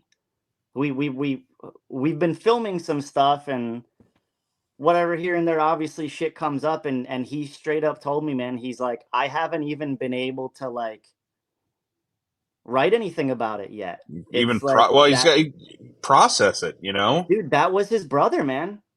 That was his brother. I don't think he was closer with anyone than the Briscoes, man. And their history, dude, it pisses me off. People don't give Roddy the credit he deserves. That dude is like, we have veterans in the industry. Like, I'm a 10-year veteran. Bro, Roddy's been wrestling for like 20 fucking years, dude, Right. Wow. at the highest level. And like, he is so outrageously good that it's like, it's almost like, bro, I like shoot him training in the ring, and I don't think I shoot with anyone that's more natural in the Yeah. ring, dude. He just like the way he moves, it's beautiful. It's honestly Messiah the beautiful to backbreaker. witness, dude. Love it. He's fucking incredible. I am so fucking lucky to be working with him.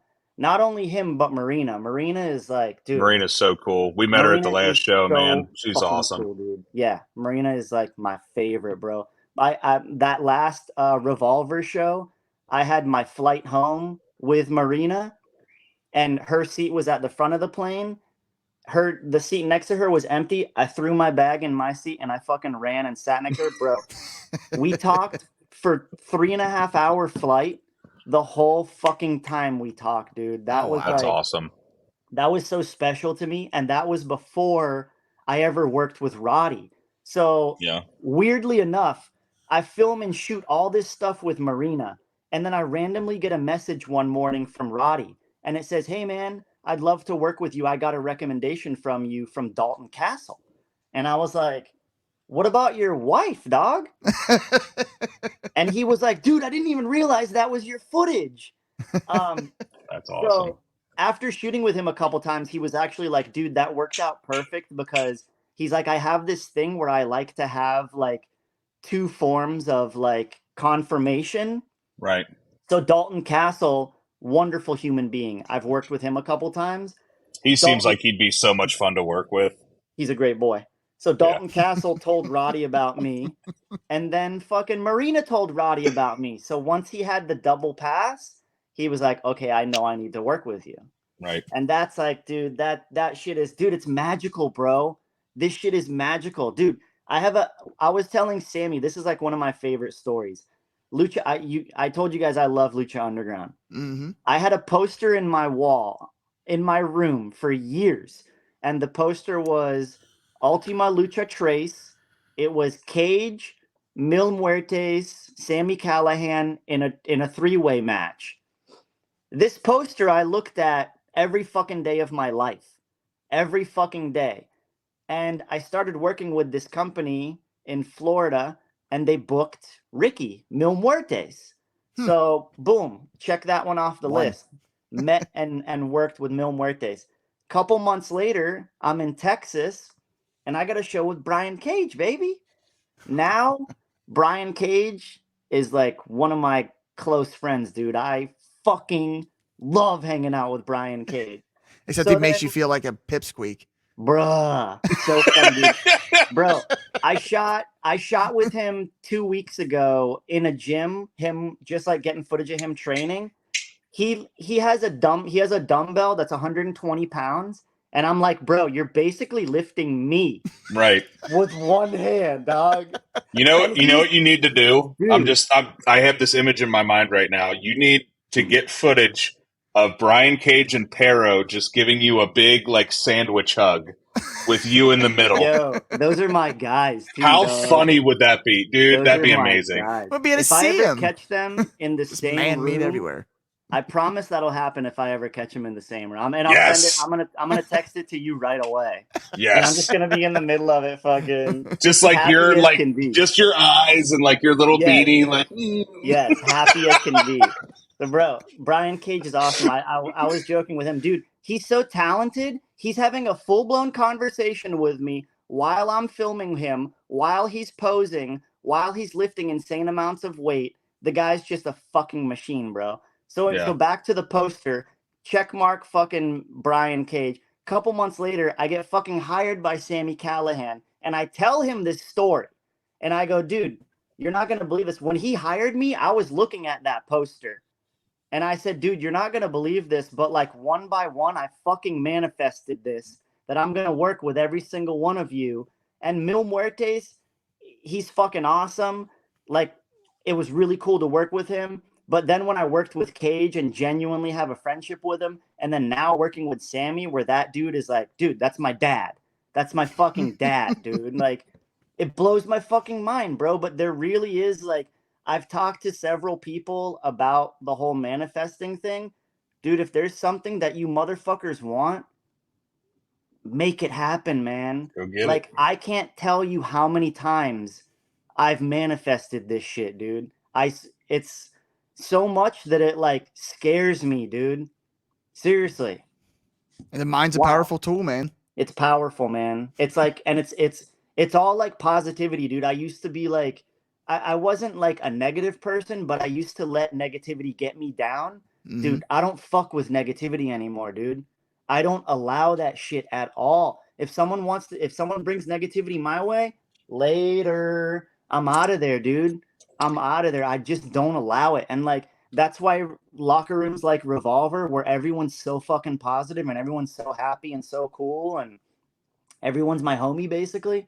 That's what I fucking live for, dude. That shit makes me so happy that legit I'm depressed when I'm flying home, like fucking all alone. Like, fuck. Hopefully there's something like half as cool this weekend going on.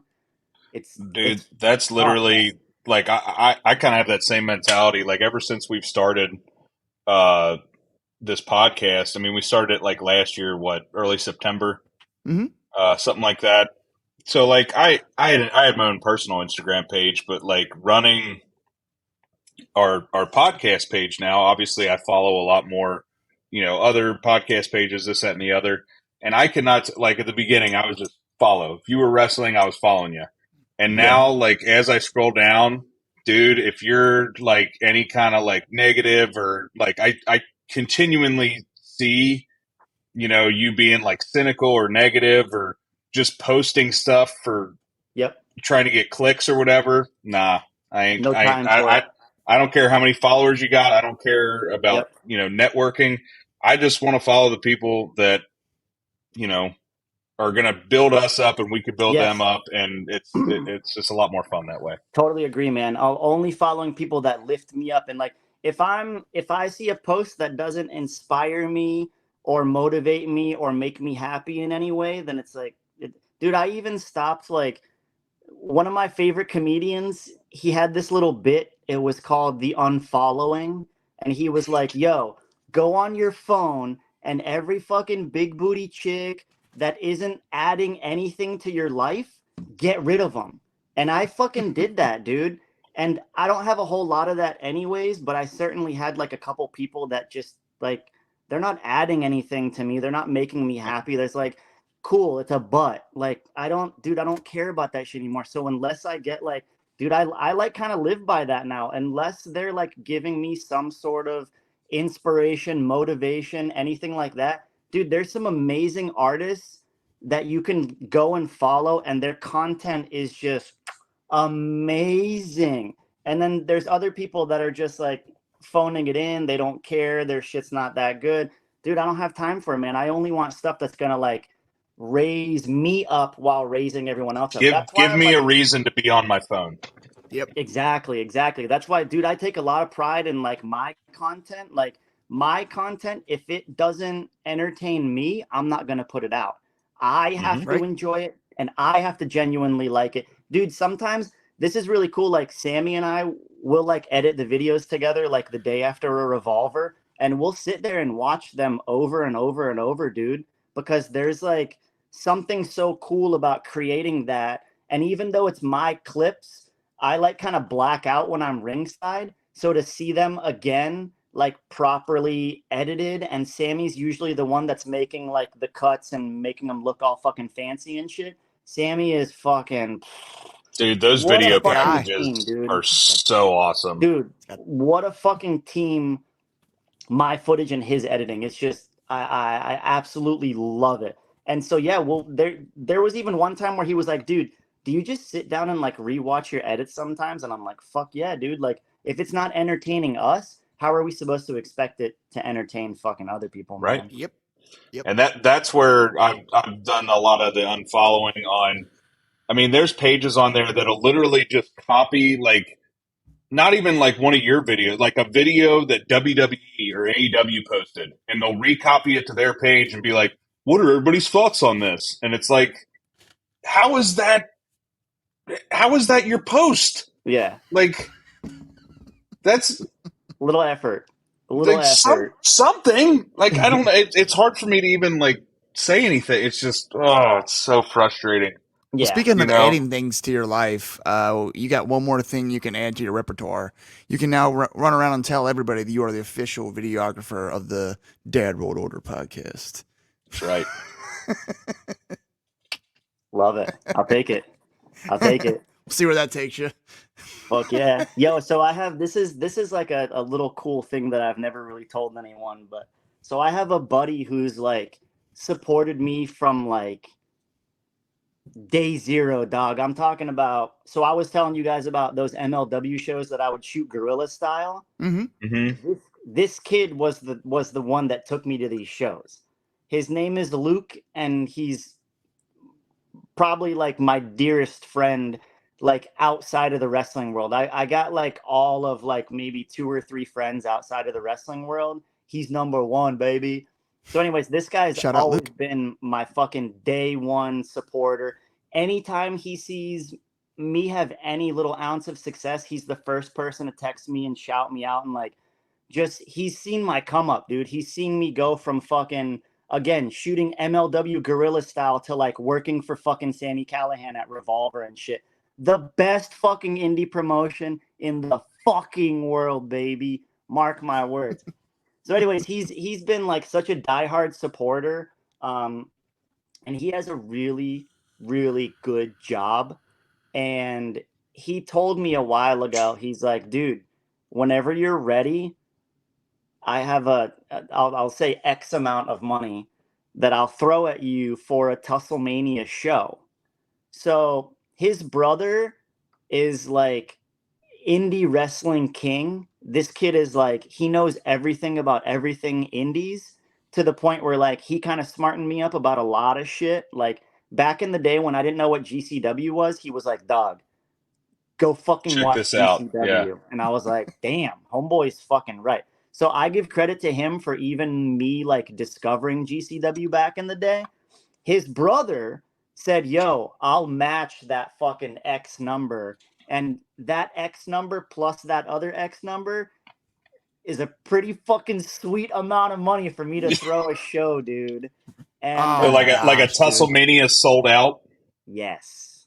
Oh, And bro, I have so many homies that I can book for that show that it would, dude, I yeah, it swear to sounds God, like you could. it would be like a indie fucking super show, dude. yeah. Just Bruh. need to give us a little advance time so we can put in the vacation. Oh And yeah. Yeah. Oh yeah. Oh, we're there. We're there There's for gonna sure. be, you guys are gonna be one of the main sponsors. Maybe we'll get the logo on the fucking turnbuckle or the mat. Yes. Dude, it's gonna be done. And if I do it, it's gonna be done right, bro. I'm not gonna fucking do anything half-assed, bro. And like, so Gringo Loco runs like a production company. So Mm-hmm. you guys see the production that we have at Revolver, right? Right. That's Gringo Loco, dog. really, Oh, okay.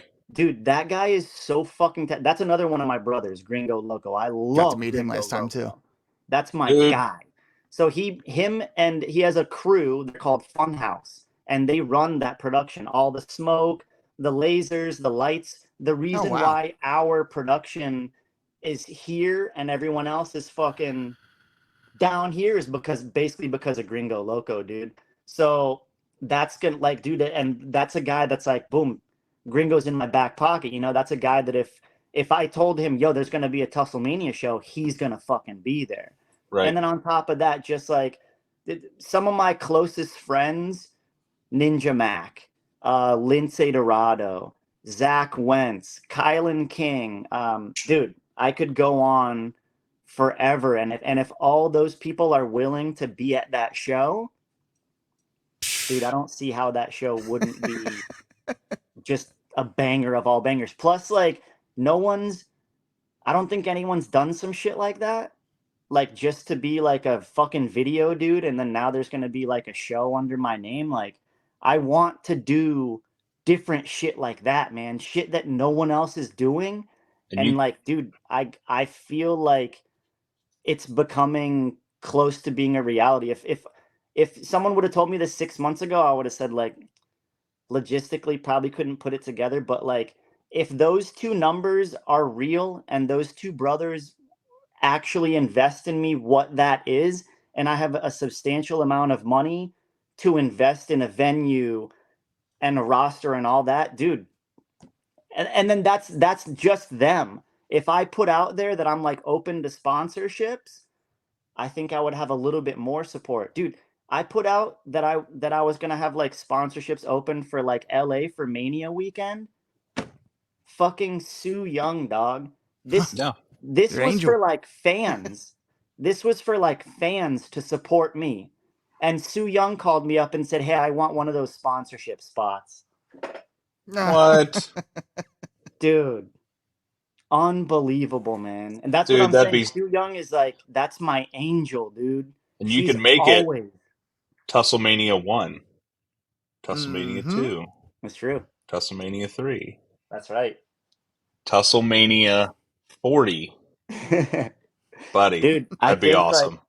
I think like, man, this is like such the baby stages of it, but I'm glad that this is like, I wanted to put this shit out in the universe, man, because in a few years when the show's actually happening, we're gonna fucking look back at this clip. Yo, this will be the Remember that clip one that time? we're playing on the big screen before the show, daddy. You heard it here. Right? Yeah, baby. How sick is that, man? And that's, bruh, that's Manifested. manifestation, dog.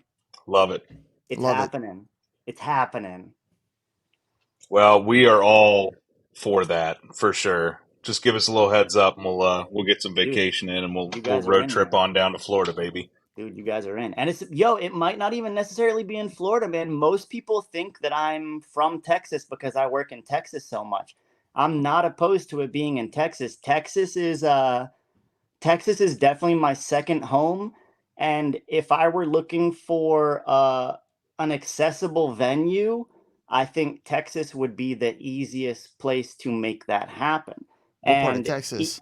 bro, Houston or Dallas ish. Um, One thing that's really cool, a good homie of mine is Matthew Palmer. Matthew Okay. Palmer is one of the funniest, dude. I love going to Revolver to hang out with Matthew Palmer. Uh, That He dude, dresses as one of my favorite video game characters, so he's already dude, over with me. bro, he is such a good person to spend time with. I truly cherish my time with Matthew Palmer. What a wonderful human being. So Matthew Palmer and his wife Athena, they own a venue in Dallas, I believe. I believe it's Dallas. And it's where they have the MPX shows. And Hmm. they're really cool shows. They have nice production. Everything's all in house.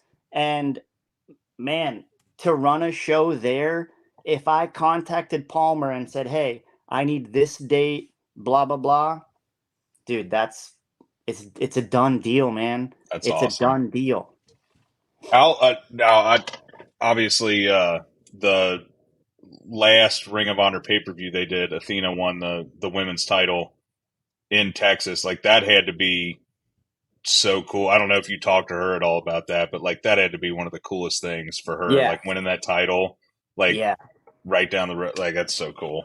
that is awesome. Yeah, similar with Thunder. Thunder won her title In San in Antonio, her yeah, hometown in Yeah. San Antonio. Yep, that's fucking buddy. awesome. We were sitting here watching that, and my daughter was sitting here like Yep, the dude, entire time because it's in a steel cage, and she's just yep, like, "Is she gonna win?" yep. That It was great. hometown reaction, man. There's nothing like that hometown Right. pop We know for about that. sure. We get the Moxley pop here. Yeah, dude, for real, for real. That shit is Awesome. special, man. Any of those Ohio boys, honestly, Yep. if any of those Revolver shows, when an Ohio boy comes out, that place explodes, dude. Oh, Like love it, man. Moxley is like obvious, but like listen to like that Jake Chris pop, dude. when Jake Chris walks out, dude, That's a I Dayton like it. pop, is what that is Yeah. right Dude, there. Yep. I swear to God, That whole crowd. every time, dude, every single time Jake's music hits, I'm like fighting tears back, dog, because that's like my homie. And to like, I'm really close with him. Like the conversations that we've had and how he feels about the industry is like, it's intense, man. It's intense. And I know how much it means to him. And to see that reaction when he walks out and to see him like absorb that love, like, oh man, it Yeah. does something to me, dog. It really I, does. And like he Jake Chris is he's phenomenal.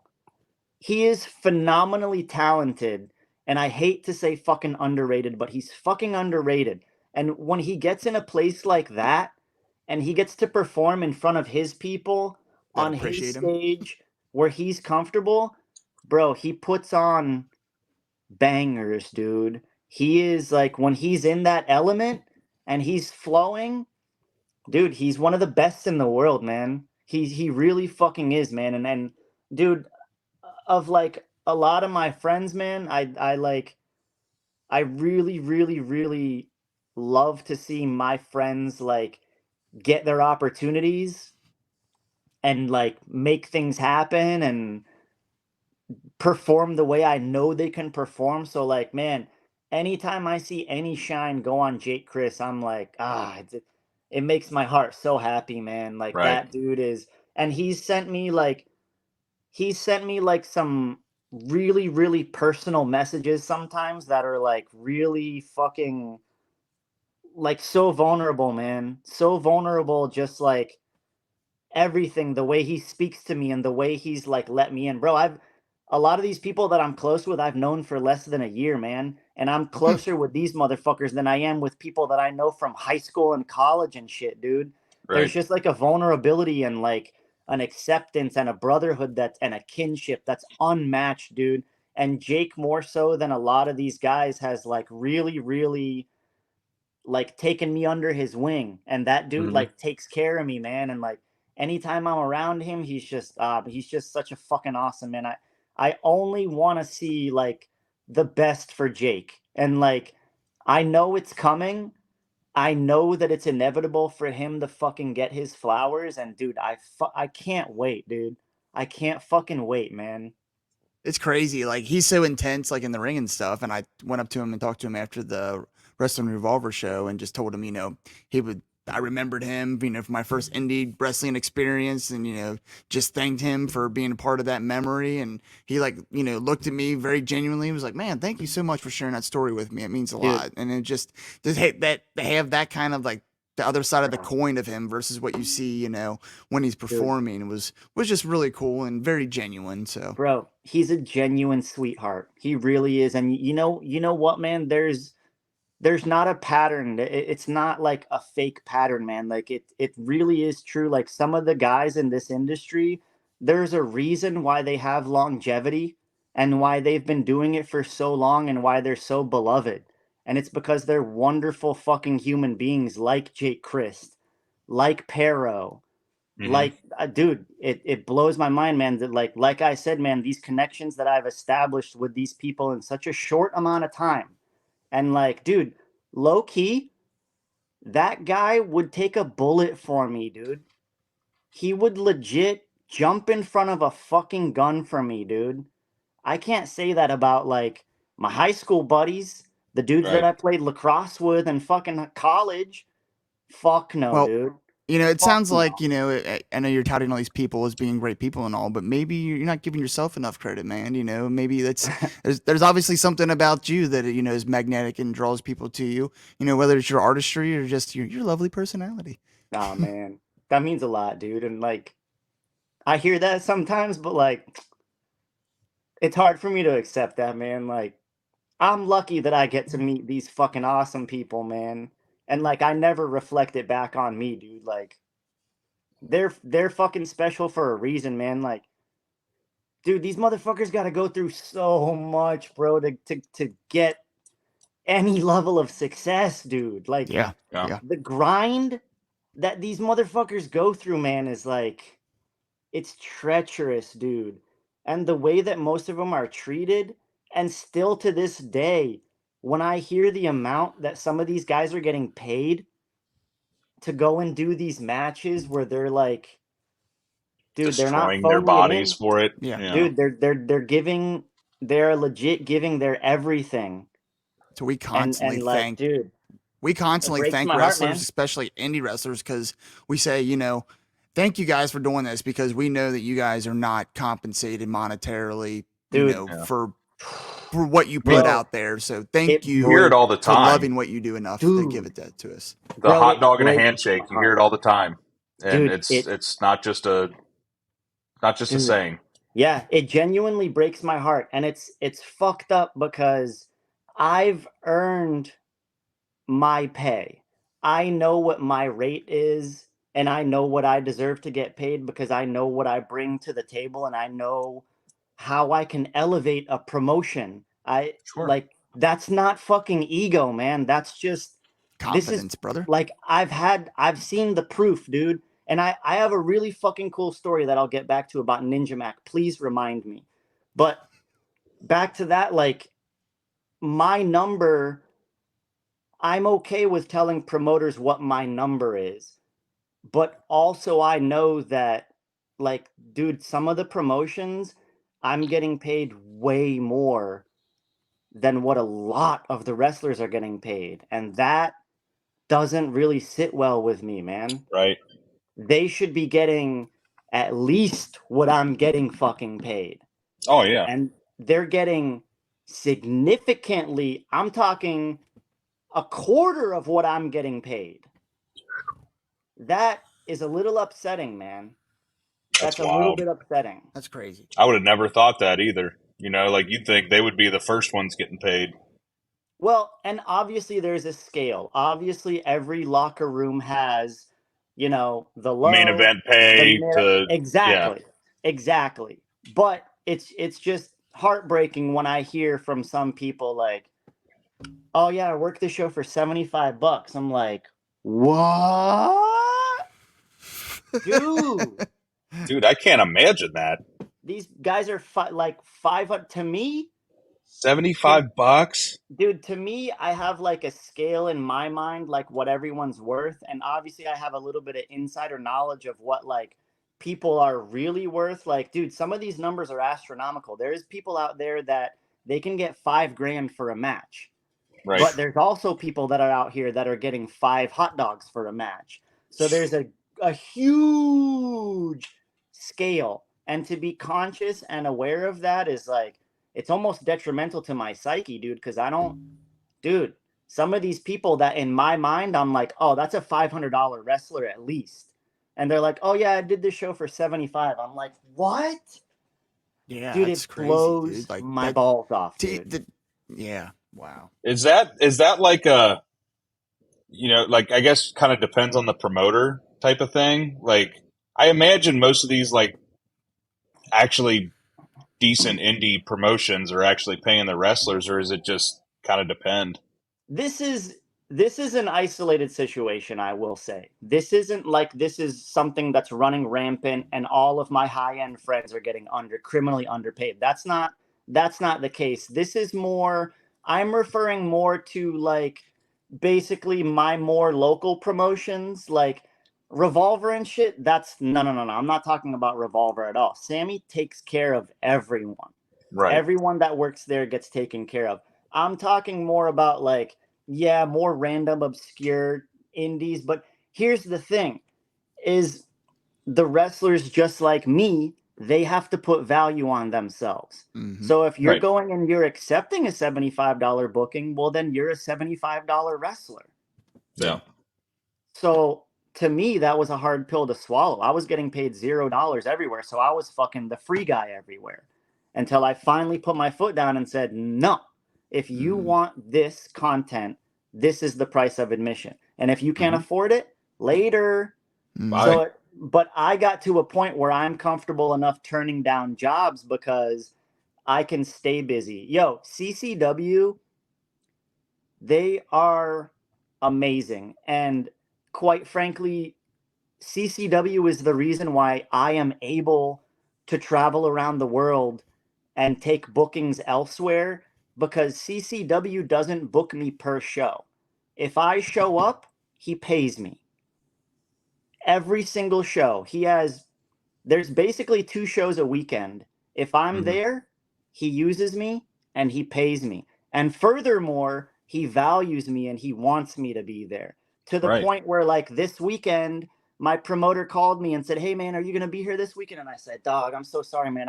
I'm at Revolver." And he was sad because I wasn't there, because they value me so much. So again, I feel like I have a lot of loyalty to my Florida family because, man, Home base. they take care of me, man. I Right. had a promotion who told me that I was full time bail on me 1 week out from the fucking show. And I contacted them over and over. "Hey man, can I get flight info? What's the deal? Blah blah blah." If I'm not booked, it's whatever, but don't tell me I'm full time when I'm not actually full time. Right. So, excuse. Finally, it got to the point where they finally told me, "Yo, we can't afford to fly you out." Well, you couldn't have told me that 2 weeks ago so that I could fucking book somewhere else? Right? Thankfully, CCW was running 2 shows that weekend. Bro, I made more money staying home doing my Florida shows than if I would have flown out to that fucking show anyways. Because, Thank like you, you said, man, Nelio. knowing the Thank value you, in Nelio. yourself. Thank you, CCW. Well, shout out CCW. They sound like an awesome promotion. Dude, they're great. But we are just over the 2 hour mark here. So I think what's going to have to happen is you're going to have to come back on Oh, and share more of 100%. your stories, Oh, because yeah. this has been absolutely fantastic. Yes. Yeah. But I do have dad duties in terms of getting my child to sleep. And I know Mr. Magnificent over there has to be up early for work. So Dude, it's I been think great. we are going to have to cut it short there, unfortunately, but we will definitely have you back on. We really appreciate you coming on. This Beautiful. has Yeah, thank you been very much. I do have one announcement. okay. All right, let's hear it. So the announcement is that we've been mulling this over for a little bit, but we're finally pulling the trigger, and we have an official Team Tusslemania. We're gonna have a roster of some sponsored athletes who just happen to be super close friends of mine, but are like incredibly talented athletes. The first member who agreed with this, like, zero hesitation. I told him this idea, and he was like, "Bro, whatever you need, I 100% support you." It's my guy, BK. Yeah, So Brian Yeah. Keith, the bounty Brian hunter. Keith is the official first member of Team Tusslemania. The other 2 members that got on board this weekend is Zach Wentz and Trey Miguel.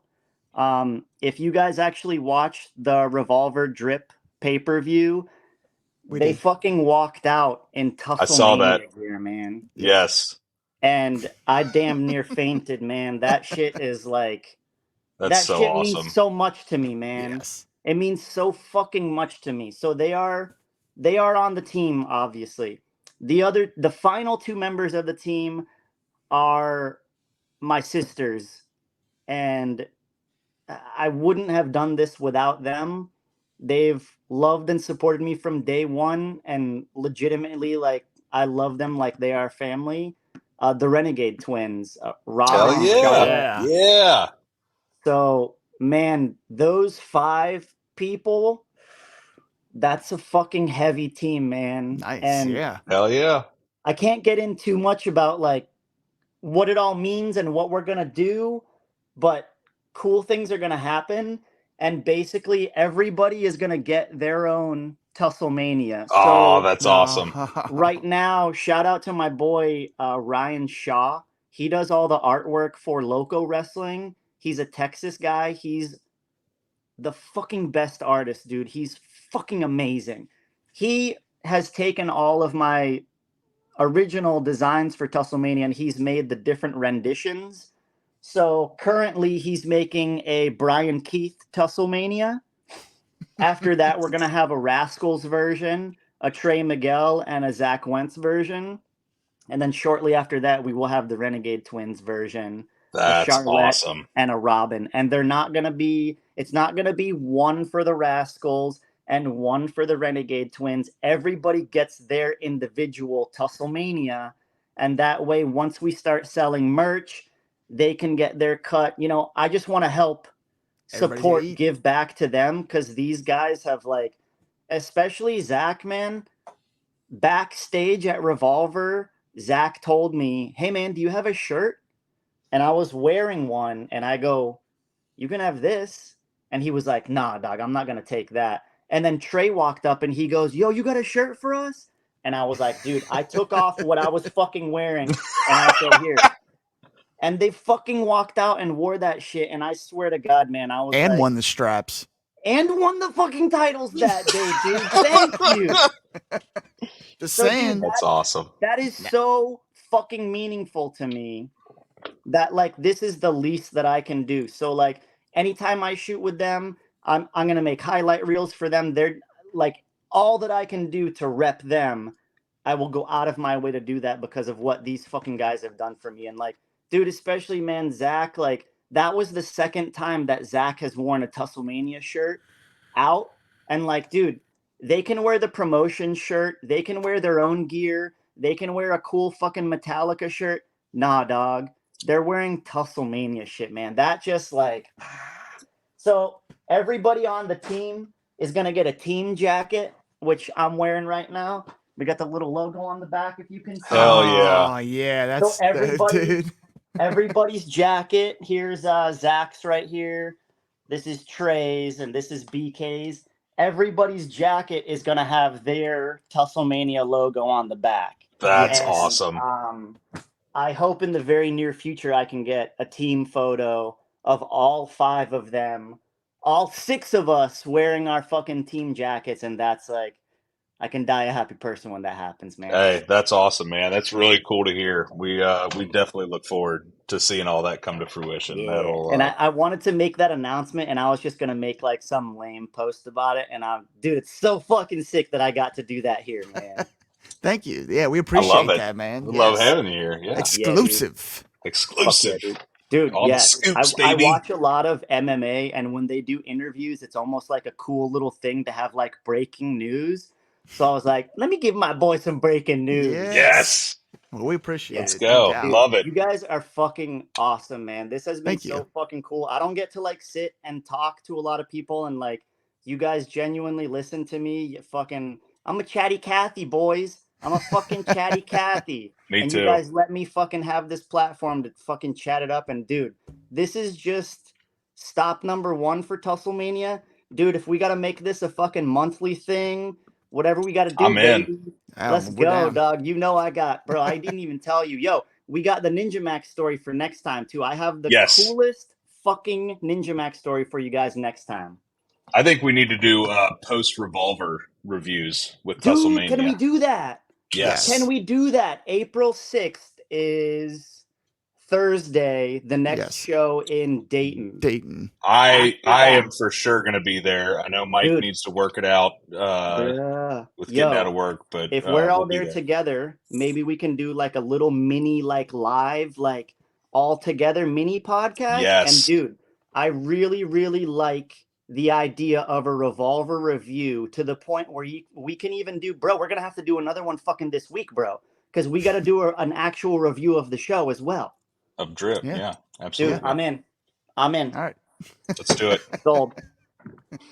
All right. Love Well, it. hey, man, seriously, you have been so awesome to have on Yes. here. Dude, you guys I are don't awesome. think we're ever going to interview a wrestler ever again. We're just going to get everybody that's not a wrestler, because these have been like the best conversations ever. Yo, I'm telling I was you. thinking about it. Like, the wrestlers have their own, like, individual moments and, like, cool shit that happens to them. But, like, dude, I get to almost have those moments with all the wrestlers. So I'm Yep. like almost even luckier because I get like all the moments, dude. It's dude.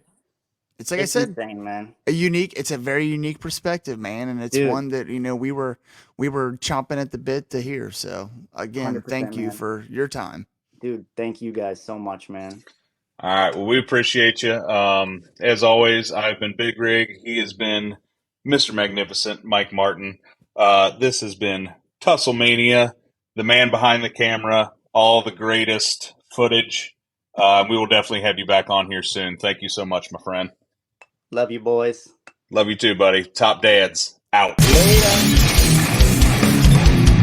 Dad, World War.